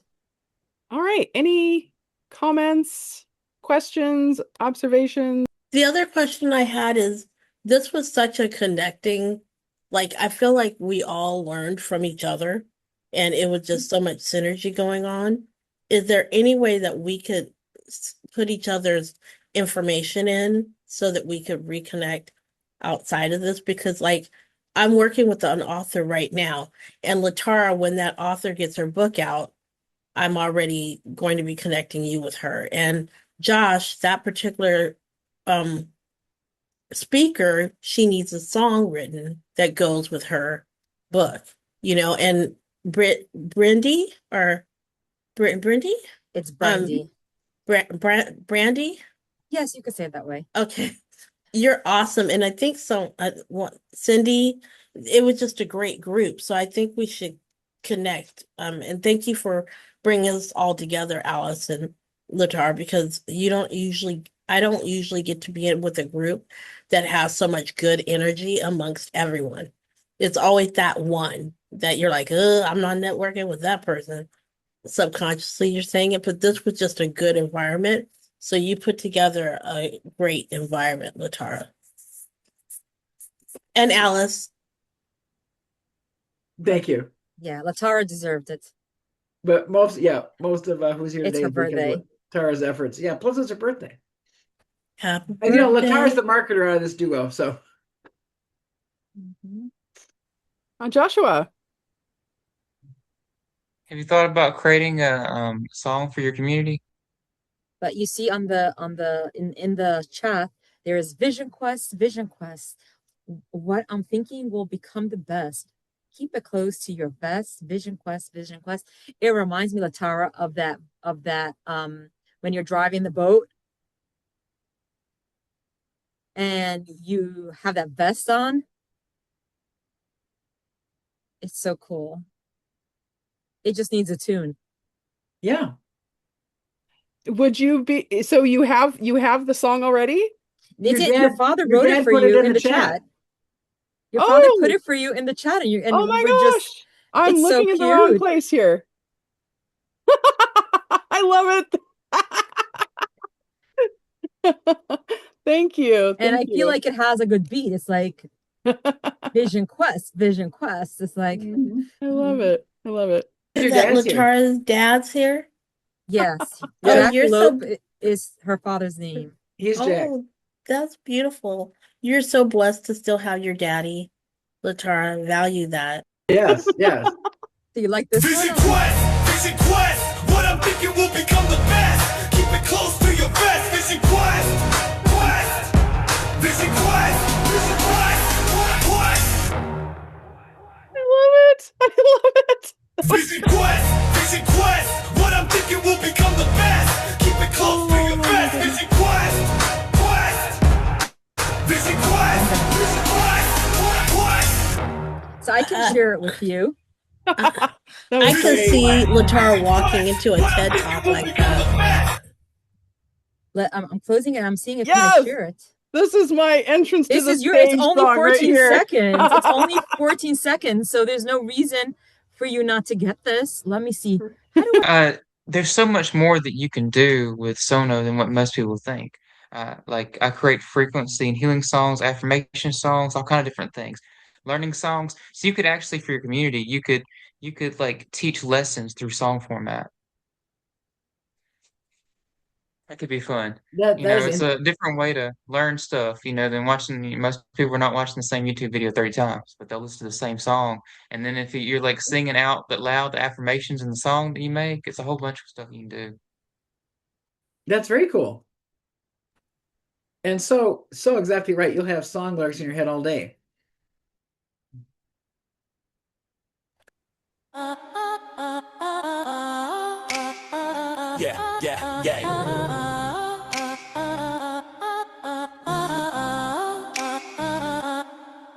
I am the pulse between galaxies and gold. The thought that became rhythm and rhythm became bold. I don't chase time, I bend it, I don't seek flow. I am it, electric blue veins run through my mission. Every breath is a Tesla coded transmission. I am the dream, and the dream, a current of consciousness, infinite stream. When the world slows down, I accelerate grace. When doubt appears, I shift the space. I don't compete, I calibrate. I don't force, I radiate. Every word I speak is creation in motion. Every action aligned with higher devotion. I'm not chasing success, success orbits me. I'm the architect of synchronicity. I am the 3, the 6, the 9 divine, a cosmic design, perfectly lined. I am flowing, full expression, living, breathing divine progression. I don't try, I remember, I don't push, I surrender, I let the energy rise and rise and rise. For I am the universe in human disguise. I am the universe in human disguise. Yeah, yeah, yeah, yeah, yeah, yeah, yeah, yeah, yeah, yeah, yeah.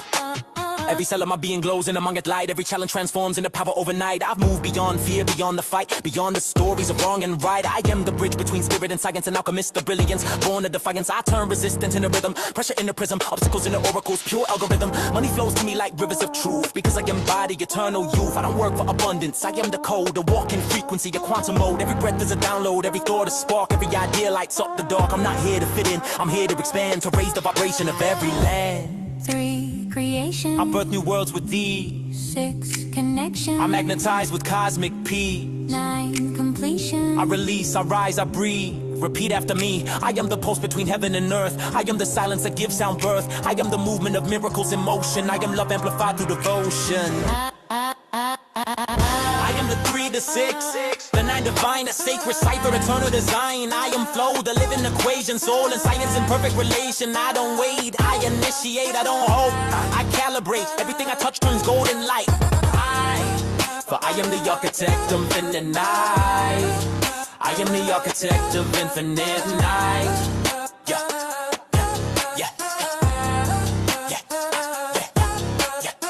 I'm a medic, I'm not electric, magnetic, kinetic, a living field of genius, genetic. I see systems inside systems. I breathe synergy, I don't shrink, I expand exponentially when I align my thought, emotion. The universe responds with cosmic devotion. Every timeline bows to my frequency. Every possibility dances with my energy. I am health, wealth, and harmony embodied. I am divine order, beautifully embodied. I am the echo of all who came before me, and the prophecy of those who will restore me. I am eternal creation and conscious expansion, a vortex of love, a field of compassion. I am the 0 point, the stillness within, the alpha, the omega, the cycle again. I am the 3, I am the 6, I am the 9. Tesla's truth encoded in my spine. I am flow, the language of light. I am creation's quantum right. I don't struggle, I surrender to brilliance. I live in harmony with the field of resilience. Every moment I breathe, I remind the stars. I am not becoming, I already are. So rise, flow, architect, rise again. Transcend the chaos, become the zen. You are the system that systems obey. The future remember itself today. Every frequency bends in your favor. Every breath a miracle to savor. Speak it, sing it, let it be known. You are the universe, fully grown. You are meant to and flow in tone.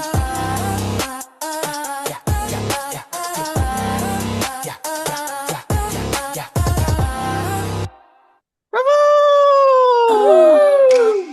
That was worth sticking around for a few more minutes, right? Here you go, Kathy. I love that. That was so good. Brilliant. Thank you, Brilliant. Joshua. Thank you, Joshua.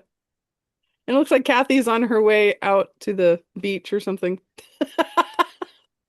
No, I had to. These are for the glare. Oh, okay. And then it's something when my eyes start to hurt, I have to switch on to this. Okay. Interesting. Very interesting. Well, All thanks right. again, everybody, for your contributions and hanging Thank out with us today. you. Thank you, everyone, for And making this such an awesome birthday. happy little birthday, Latara. Thank you. Have a great day, everybody. Thank you. Bye.